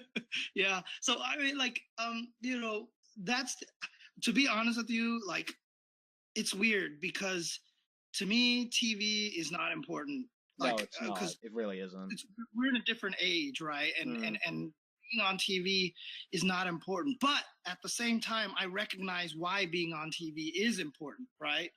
For me personally, it's also kind of a goal of mine. I would like to be on TV one of these days, mostly just because, I have the Asian parents Mm. and they don't understand what the hell I'm doing. And if I tell them that I'm on Twitch, like, that doesn't mean anything to them, right? Yeah. But if I could say, look, I'm on ESPN, and they watch basketball, they know ESPN, like, Yeah. that would mean something to them. So but see, that's the thing, right? There is that form of legitimacy. Like, if I sit here and talk to some random stranger who doesn't really know much about video games, and they're like, oh, what is this stuff to doing? I'm like, oh, well, you know what, like, in a couple of months you can watch this on ESPN. Like, they'll be like, oh, really? You know what I mean? Like, there is this kind of, like, there's Cultural this transition divide? between, what's that? Would you say it's some sort of cultural divide, nearly? Like a subculture? Yeah. It's definitely, it's a generational gap. It's absolutely a generational gap. And for now, it is an important thing to accomplish, to get on TV for this generational gap. Like another decade from now, it might not even matter at all because there's probably not even going to be TV. Like that would make 10, me happy, but yeah. Yeah, like I mean, like, it might just all be completely different how we all watch TV now, right? So, and so, like, being on TV probably isn't going to be as important, but right now it is an important thing because a lot of the companies out there are still old school. So, like, if you want to sponsor you and you're like, we're going to be on TV, they're going to be like, oh, okay, I got you. You know what I mean? Like, we're not at that point yet. A lot of people want to get to the next level a little bit too quickly. And there's a lot of things that I think that people are missing. While, yes, I personally don't think getting on TV really means anything because, Twitch numbers are probably just as impressive or whatever like that. But, TV opens up to a new audience that we don't hit otherwise. And then also it adds like this weird, I hate it, but it does add a little bit of legitimacy, like in the eyes of the older generation, which I'm actually kind of a part of, to be honest with you, because like I said, I'm pretty dang old at this point. But like, there's still a factor of it that, is necessary. But that's why I'm not even really worried about like the costume thing for Armika and or for Cammy or whatever like that, because give it a few more years and I just don't even think it's gonna matter. Right? So I'm not. Is it because I'm not too... by then no one would care about the suggestive costumes, or because it would just be established that those costumes are banned? What do you mean? Trying to draw that out of you. Because by that point in time, like, being on ESPN might not even matter anymore. Yeah. Might not even thing. And so ESPN might not even be a factor at that point. Yeah. You know what I mean? Like, at that point in time, maybe Twitch will be just this thing that's gigantic and people understand Twitch. And so getting on ESPN, who cares now? And we're fine just having, 1 million views on Twitch. Yeah. You know what I mean? Like at that point with in time, Central, with BlazBlue, we had almost 100,000 people watching the grand finals and the top 8. And there are some very, very amazing character designs in BlazBlue. I'll tell you that much. Right. But yeah, with Twitch, you can kind of not have to worry about these kind of broadcasting standards that, let's face it, they're not equally applied no matter what it is. With video games, especially in mainstream TV, because they see video games as this kids thing, we'll see rules for Street Fighter V costumes, but not for beach volleyball. females beach volleyball, right? Right. Like Exactly. you've seen those girls; they are fit and fine girls, right? And Right. they will wear some very very suggestive outfits, just part of the nature of the game, really. But Right. but with video games, oh, it's a kids thing. It's stuff like that. It just annoys me. Yeah. Yeah. No, that's and that there is another reason why that there is this need for quote legitimacy.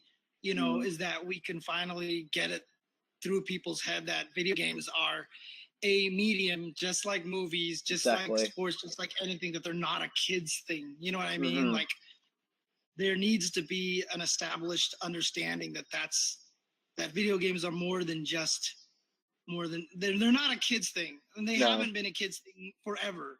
Yeah. In forever, basically.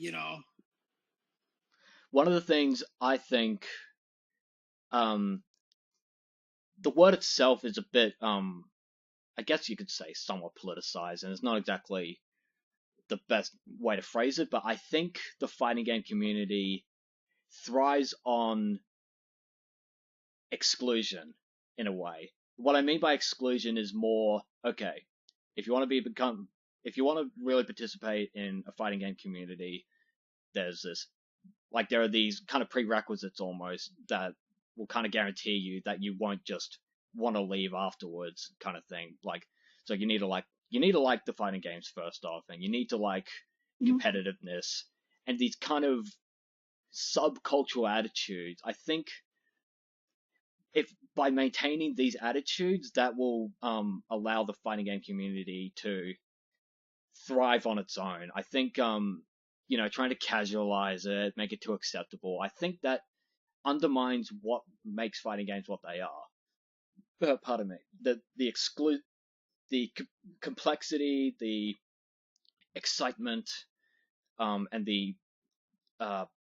just the way people play, and the turnarounds, and just all these different things. I think an appreciation for all those things is necessary for communities like fighting games.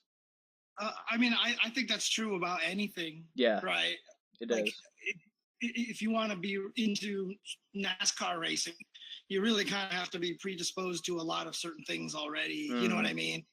So I think that applies to a lot of different hobbies that do exist out there. So I don't necessarily feel like fighting games are more exclusionary in that factor than anything else. Well, when people say exclusionary, they think, we don't want, I don't know, we don't want your casual cooties thing like that. Like, I don't really mean, I don't mean that. I mean just, okay, this is what we like about fighting games.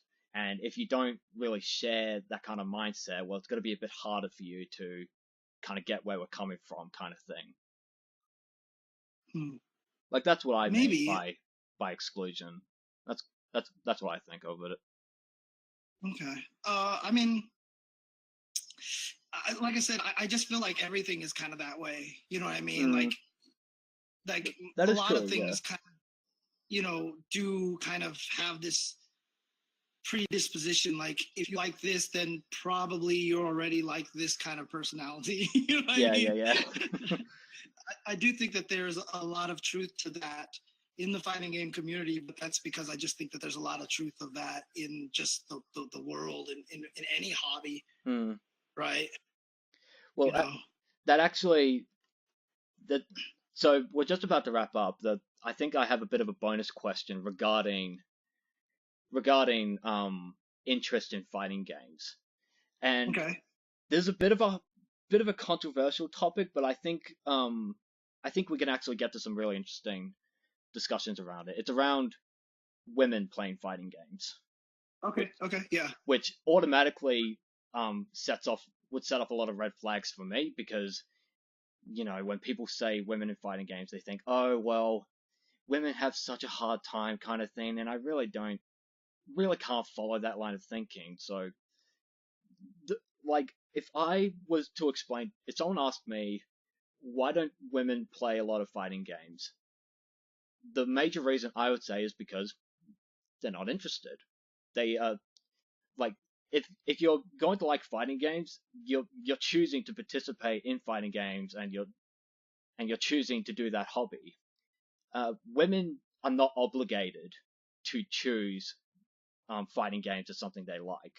So I think that's a major element on an individual level, at least, why a lot of women don't really choose fighting games. And if you look at academic research regarding kind of gender differences, women aren't the biggest fans of competitiveness. It's more of a male thing, statistically. I'm not saying literally 100% one way or the other. It's more of a statistical generalization.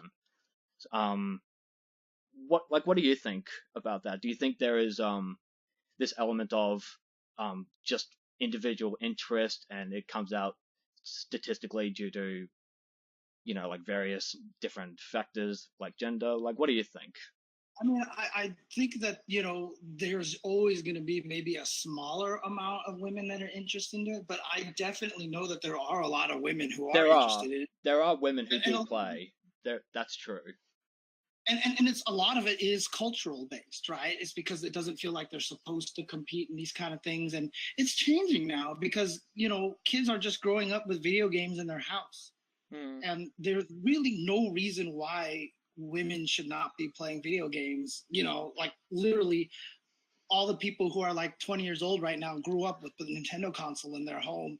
And so like girls who are 20 years old, video games are just a part of their life. It's just something that they understand. Yeah, and that is true. Yeah. We have a situation where it is hard for women to play video games. I really do actually believe that they have a harder time playing it because I don't think the environment is as friendly for them, because a lot of the problems that they face are not, like directed. Like a lot of times when people talk about this topic, they think about, stuff like, while this does even happen, so it is a problem. There is a lot of like sexual assault in the esports scene. It happens a lot, right? But that's where I haven't heard many incidents. I've seen a couple over the years, but I really don't think it's that statistically probable. Maybe not that. It's more like I don't see many incidents, and if there are incidents, I do encourage people to report that and make that a known issue. It's just the problem is, because of the political climate, it just makes it harder for people to believe women who have actually faced genuine gender discrimination issues. But there's kind of But I do know that it has happened to. It has, sure. A lot of women that I have that I know in the community. You know what I mean? Like more than haven't. Almost. And it's one of those situations where it's even more. It's even a bigger problem because it is a little subconscious too, right? Like, so for example, like I had like one of my exes actually, she played fighting games. She loved fighting games. She walked into an arcade with her own joystick that she modded herself. She changed all the buttons and she changed the joystick out because she wanted different buttons. And some guy walks up to her and is like, "Oh, that's a cool joystick. Do you know how to use that?" Well, and she's okay. Like, about incidents like that, I do have something to say about that. I think because the majority of players are men, when you see a female fighting game player, it's a rarity, and like it's not sexism. I think that is informing those things. I think attributing that to sexism is a bit much. I think it's more just a result of oh wow, like there's just not many female players. Like in Japan, for example, there are not a lot of foreigners, so it's a bit strange to see foreigners in a rather homogenous country in terms of like demographics. And that's it's not like, I agree, it's not something that's overtly like insidious. Like, it's not people are trying to be mean to them or whatever like that. Another example is just when you play a girl, you're like, "Oh, I'll play my secondary character."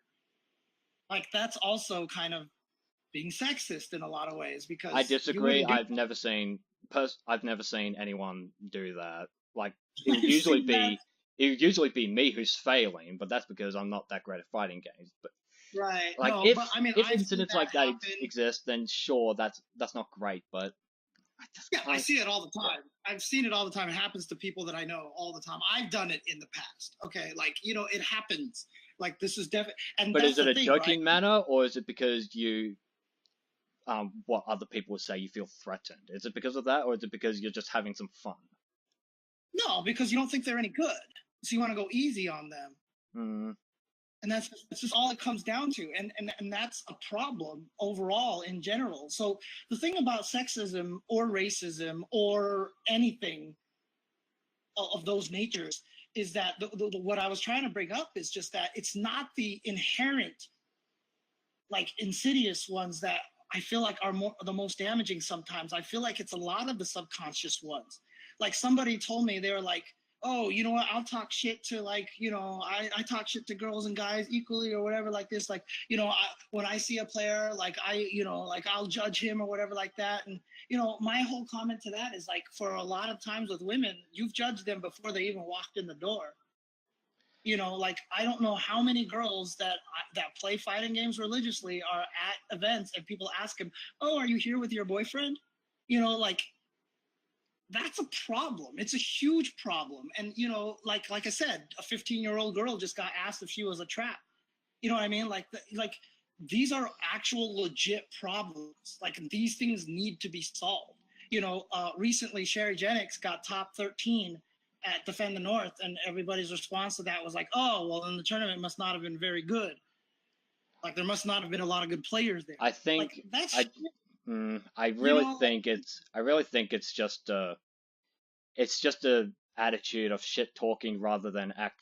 And I really don't think it's subconscious either. I am going to disagree respectfully on that point because I don't buy into microaggression theory, which is what I think you're referring to. It just doesn't add up scientifically either. So these subconscious attitudes, if they're so subconscious, how come you're able to identify your thoughts? Like when people say subconscious about these attitudes, what they probably really mean is they just don't say it out loud, but they just keep it to themselves and don't think it. No. It's just accidental. I did it a while ago too. I was talking about a particular female player, and I was like, she's one of the best female players. She's one of the best female Super Turbo players on the planet right now. I agree that pointing out that they're female because they're female is my reason for kind of hating that line is like if you're going to if there's a female player, the fact that she's female is not what's important in terms of competition.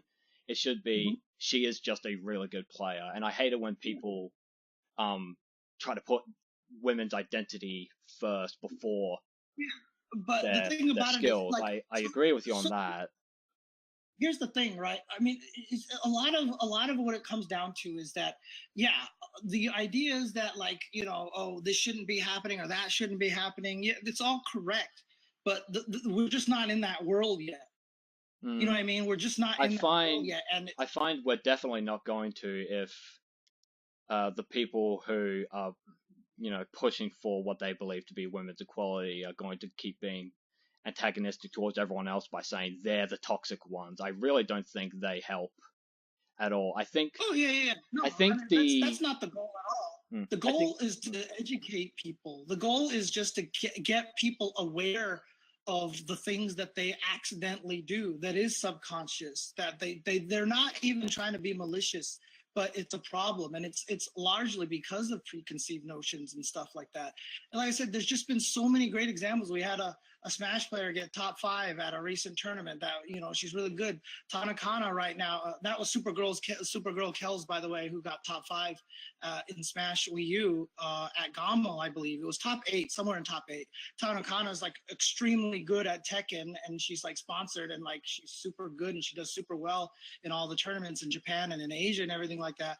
So Sherry just got top 13. That 15-year-old girl has just won her second local, at her event and everything. Like, we just have way too much evidence right now that there's no real gender gap, but the problem is I know too many women who have been in the fighting game community who left because they just can't deal with all the shit that they have to go through, you know. I And think, it's a problem. honestly, I think that's something you might think this is me being insensitive, but I think if mean words is what is going to dissuade you from ever competing, I think you need to reevaluate what is not only important to you, but why it's getting under your skin. Yeah, absolutely. But the thing about it is, for men, they don't really ever have to worry about that as much. Like for women, it's like Well, all the women we should talk think each about other all that. the time by making jokes about how small our penis sizes are. Like Right.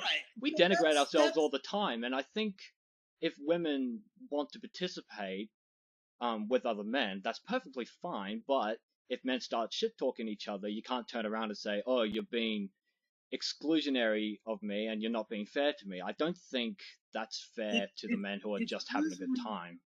it's usually pretty obvious the difference. It's usually pretty obvious when In what someone is just way? having a good time and then someone is being genuinely mean. Yeah, Because it is I've obvious, seen and it. that's why I say incidents of like general nastiness towards women is just not that frequent. If it's obvious, it's absolutely obvious. So to argue I that mean, it's subconscious, I can't get behind you that. just have to look at you just have to look at a Twitch chat every time a girl That's shows up just on stream. Yeah, but that's just people shit talking, just having laughs. That's just trolling. Just part of it's trolling, and another part of it's just being funny about things. Like people Yeah, want to be but see, funny. I I don't don't. think it's sexism that's or even unconscious sexism. I don't think that's what's happening here. I used to believe stuff like that years ago when I was a part of that group, that Right. feminist group. I used to think that, but I don't anymore. And a lot of that was self-reflection on my part. And I think if we're looking at people saying traps or haha, it's a girl, I think that is not it's not subconscious and it's not malicious. I think it's just people having a chuckle. Yeah, but you know what? It's just like I don't think it's up to the people making the jokes to decide what you can be offended by. Offense is You know what I mean? taken. Offense is taken. Uh, Right. so Right. if Exactly. But what if people somebody find is offended offensive, by what people find something, offensive is up to them. It's not. But but if right? someone is telling a joke and you take offense to that, how are they supposed to be able to control your feelings? Right. Well, So then this you argument, educate. I'll explain what I So mean. you So this argument basically what that you. no, I'll try to explain it. I don't think I'm being clear. So this argument of women can't take these mean comments, I find is actually disempowering them as an individual. I find you're taking responsibility away from them to be able to deal with things that annoy them. So saying that women cannot handle these things is in its own way sexist. Oh, This there's none of this that at all. no. That's not what It's I'm saying at all. the bigotry of low expectations is what it's Oh, called. no. That's not what I'm saying at all. It's just because it's it's it's a sample size, right? Like for the most part, But guys is it don't have to go representative? Is it a representative sample? for That's what you have to ask yourself as girls. It's well. like it's almost a consistent thing, right? And so, I don't think it as is, a result of personally. that, you can't sit there and just be like, you know what? They just have to be able to take this or understand that it's a joke. Like if they're going to be offended by it, then you educate people. Yeah, maybe you didn't know they were going to be offended by it, but when someone tells you that, you should just be like, oh, okay, I'm sorry, I won't do that again. Right? It's not that hard. It's really honestly not that hard.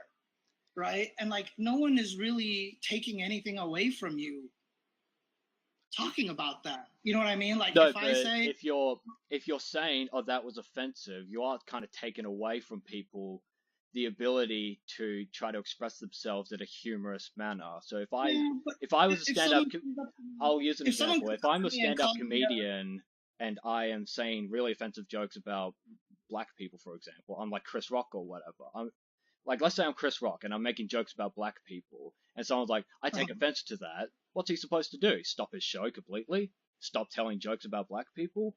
I don't think because someone's feelings are hurt that your right to be able to just say ridiculous shit should be taken away, or somehow maybe not discouraged, more like shamed into not doing anymore. I mean, like I said, I'm always the kind of person that I would rather be considerate to other people. I understand. You know what I mean? I understand why. I do get that. But I do think your ability as an individual is much more important in these contexts. Like if you want to be 100% nice to people, that's your choice. Is you're talking about trying to be individual, but by doing that and causing somebody else distress, you're taking away their individuality. No, you know what I mean? You're hurting. I disagree with that. No, because and the reason I don't think that is because if someone is offended by something, that should give them the opportunity to reflect as an individual, to decide, okay, should I let this thing bother me, or should I disassociate myself from that person if they're just being a genuine dickhead, for example. Yeah, but see, that's victim blaming. That's victim blaming. No, I disagree with that. I'm not victim blaming at all. Basically, you're putting it on the people who are being offended. You're putting the onus on them to... If you're offended by something, that is on you. If I'm offended by something, I'm making the choice to express whether or not I'm offended by something. I can control that. You can control that. Anyone can control that. If you think that's victim blaming, that's a fundamental disagreement we're going to have. The whole basis of society is human interaction, right? And so, like, if I felt like burning down your house because that was fun... That's different, because that's action. That's not speech. That's different. That's a disingenuous comparison. I'm sorry, I'm going to have to disagree with that. I think saying an offensive joke is not the same as burning someone's house down. That's different. I think it's very comparable. I don't think so. You're not taking into consideration somebody else's feelings about it. I don't have to. I'm not obligated to take in someone else's feelings. I could choose to consider someone else's feelings, but I'm not obligated to. Yeah, but that's a fundamental difference. I'm obligated. For example, I'm obligated to follow the law. So, like burning someone's house down, I'm not allowed to do that. I am obligated as someone who lives in a country with established laws to follow those laws. Hurting someone's feelings is not a part of law. That's a part of social interactions, and that's something that people have to deal with on an individual level. It's like slander, right? Slander is different, because the idea of slander is you're saying deliberate lies about someone to financially hurt them, and that is prosecutable. That is illegal. But saying mean things is not prosecutable. I don't see why not saying mean things about someone is so hard.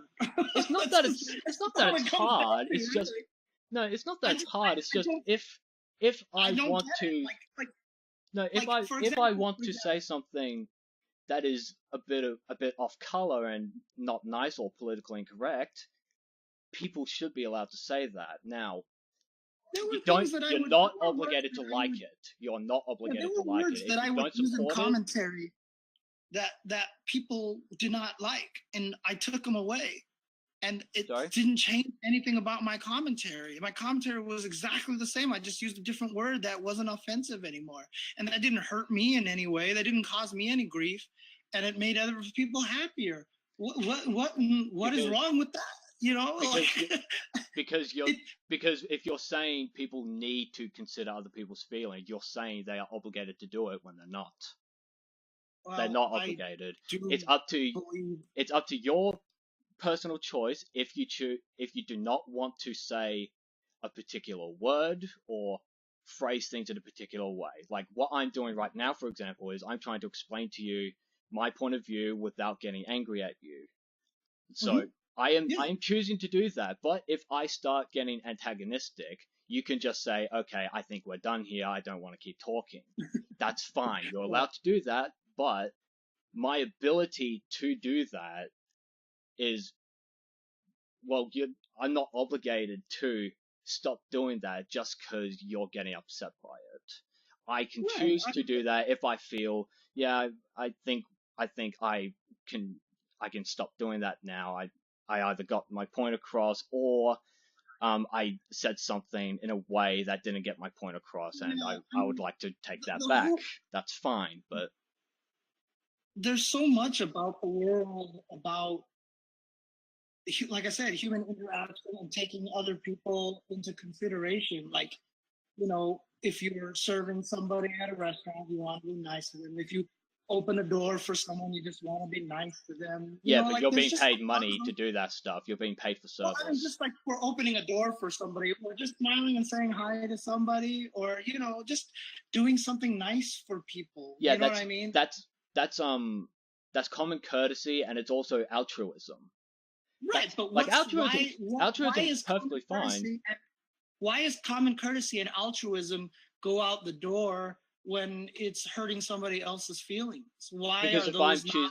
if I'm choosing to do that, I am given the freedom to do that, and if they don't like it, that's fine as well, and they could say, "Hey, fuck you, you're a prick." Like you're not obligated legally to open the door for someone. You're choosing to open the door for someone because you feel like it's a nice thing to do. If someone wants to not open the door, and I've had many people not open the door for me, as much as I think they've been an asshole about that, what am I supposed to do? Publicly shame them for not opening the door for me because it's the nice thing to do? No, it's just you let it go, right? So you're just Exactly. like, I'm not That's my worried about point. it because you don't wanna, That's my point. yeah, If someone says something but the mean to thing you, you let it go. That's my point. yeah, but the thing about it is, someone saying something mean to you is a very different thing, because someone Only saying if something. you let it get to you. Only if you let it Yeah, get to you. but like I said, I just do not believe that we can be, as a society, say you just shouldn't let things get to you. Like I said, as a human being, as myself, as logical as I am, as much as I believe in logic and I understand all this stuff, things get to me. I can't help it. I'm a very emotional person. I And am so, too. I understand that. I also get I can get really angry at stuff. I completely understand that. Like I'm not going right, to disagree that it's really hard, but right. But it's it's, but you know it's, the phrase "sticks and stones may break my bones, but words will never hurt me." The reason people right. say that is because you will not die just from someone saying you're a loser and stuff like that. That's where it comes from. It comes from a philosophy of, look, Now, what I mean, will kill me would be people wanting to actually kill me. If someone is just saying things about I mean, me, like I it's said, not the end of the world.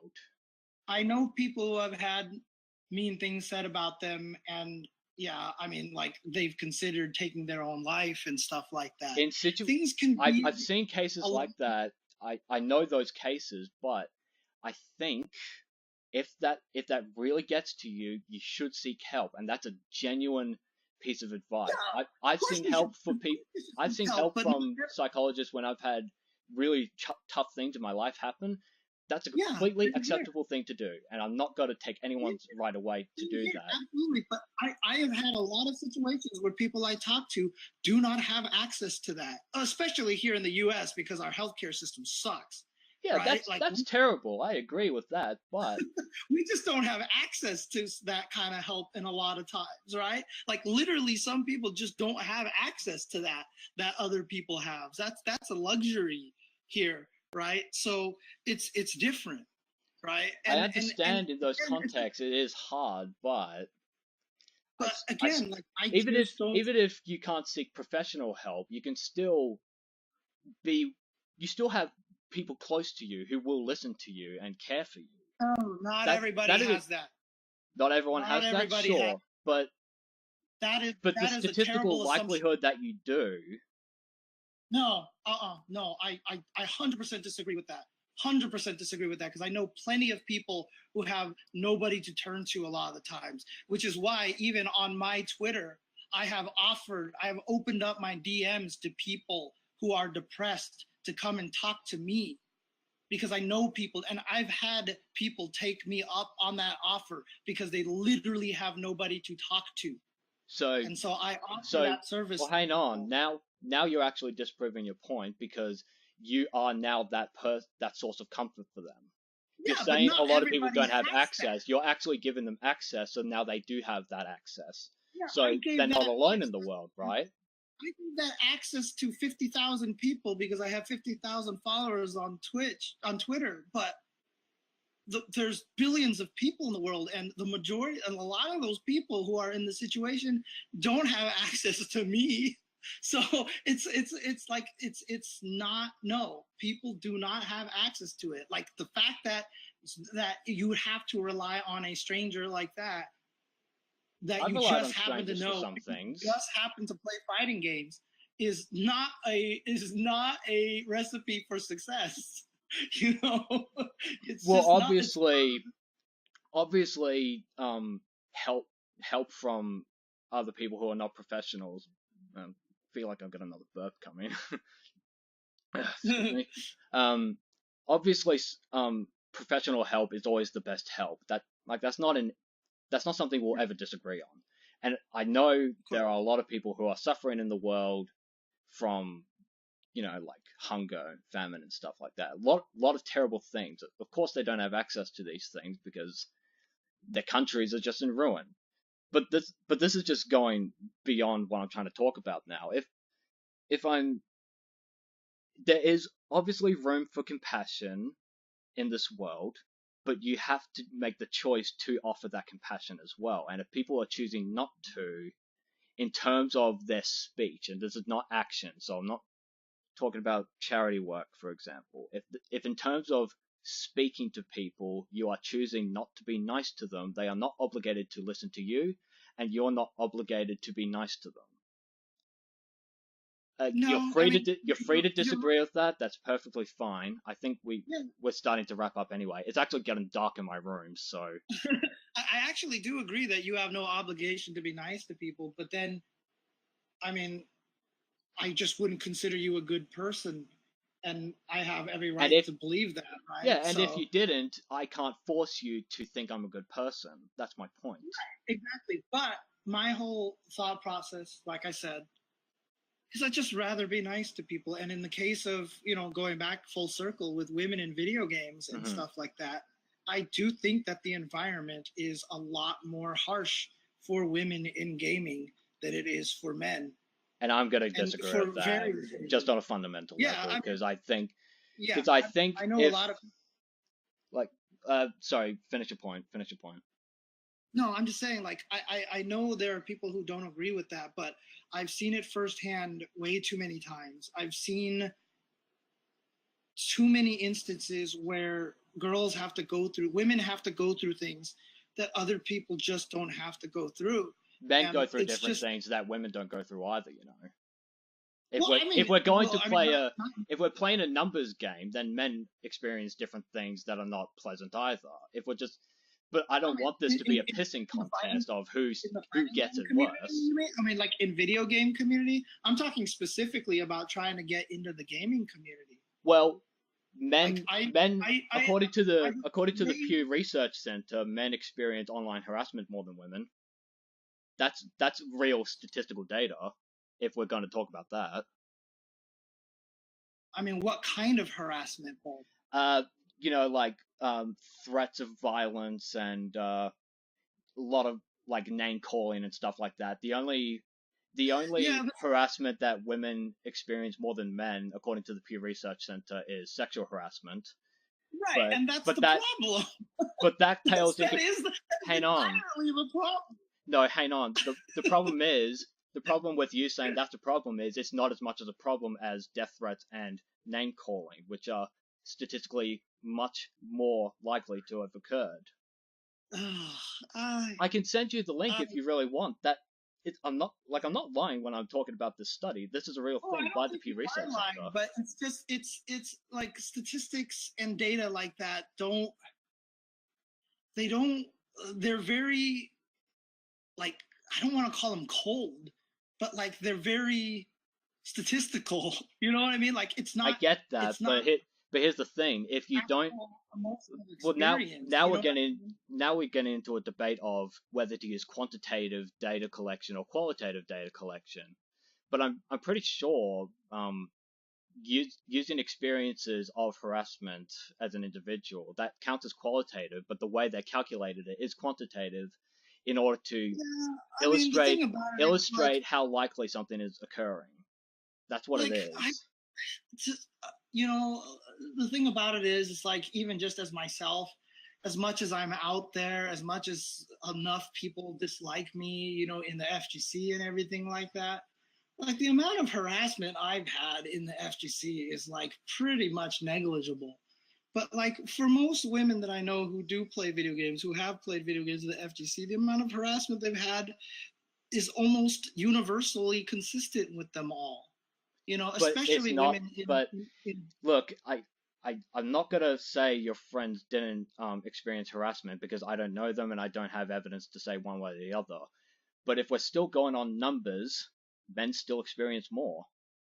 And in fact, the people who dish out harassment, there was another study, I think in 2015 or last year or something like that. Women dish out just as much harassment as men towards other women. That was yeah, I found. mean that is just a symptom of just the general, like, Well, that's internet culture, the isn't it? I don't. yeah, and that's the problem. They kind of buy into it too. You know what I mean? That's the problem, and that's why it's so insidious that it even affects women, insulting women. Like that's a Well, problem. another angle is the harshest things women deal with is from other women anyway. Like you see that in social context, and I mean like personal social context. Women can be really mean to each other. Oh yeah, of course they can be mean to each other, but that doesn't necessarily mean, that has nothing to do with the fact that men are still being unfair to them or insensitive to them or accidentally, you know, sexist towards them. You It can't doesn't be change that. you can't be accidentally sexist towards someone. If you're being sexist towards someone, you're quite well aware of what you're saying to them. Not necessarily. Like I said, I I was disagree. accidentally sexist earlier, and I didn't mean to be. I mean, you could tell from my position that I'm very sensitive about those things, and I did it by accident. Someone called me out on it, and I told them, "You're absolutely right. That was my bad. I'm gonna fix that." It Yeah, happens. It happens. we're just going in circles at this rate. What's Yeah, a I mean, to be honest with you, I am a very, very, very firm believer that it is much tougher for women to succeed in this scene than it is for men, and it's like it is going to be hard to convince me otherwise, just because of my own personal experiences and from the things that I've seen, and just I have too many female friends in video gaming culture that have gone through so much stuff, I and have it's like it's well here's the problem with anecdotes. I have female friends who have not experienced anything like that. That's the problem if we're going down the anecdotal road. I can cite you examples of female friends or women I know who play games who don't experience what say the media is saying women are experiencing or what your female friends are saying are experiencing. It's just a pointless battle in that regard. Yeah, So I mean, like I said, though, I can count more women that have gone through it than men. That's just it. And I know, like, orders of magnitude times more men in this community than I know women. You know, that's just all it comes down to. I don't know how else to explain it, to be honest. well, I don't know how. I'll just have to wrap my point up by saying the numbers disagree with you. That's just it. You could say you have firmly held beliefs because of your feelings and your anecdotes around that, but I am going to take an analytical approach and just say it's debatable. But that's just me. Right. Yeah. I mean, of course, it's debatable. People are going to be debating this for quite some time, Yeah. and it's unfortunate. You know, like I said, I just don't. There's nothing wrong with just trying to be a decent person. That's just how it comes And down there's to me. yeah, I agree. There's nothing wrong with wanting to be a decent person, but I do believe if you're choosing not to be a decent person, you're not obligated to listen to them, and you can move on with your life. Yeah, you can, but it sucks to have to happen, right? Well, everyone gets shit on the internet. Everyone does. That's a fact of life.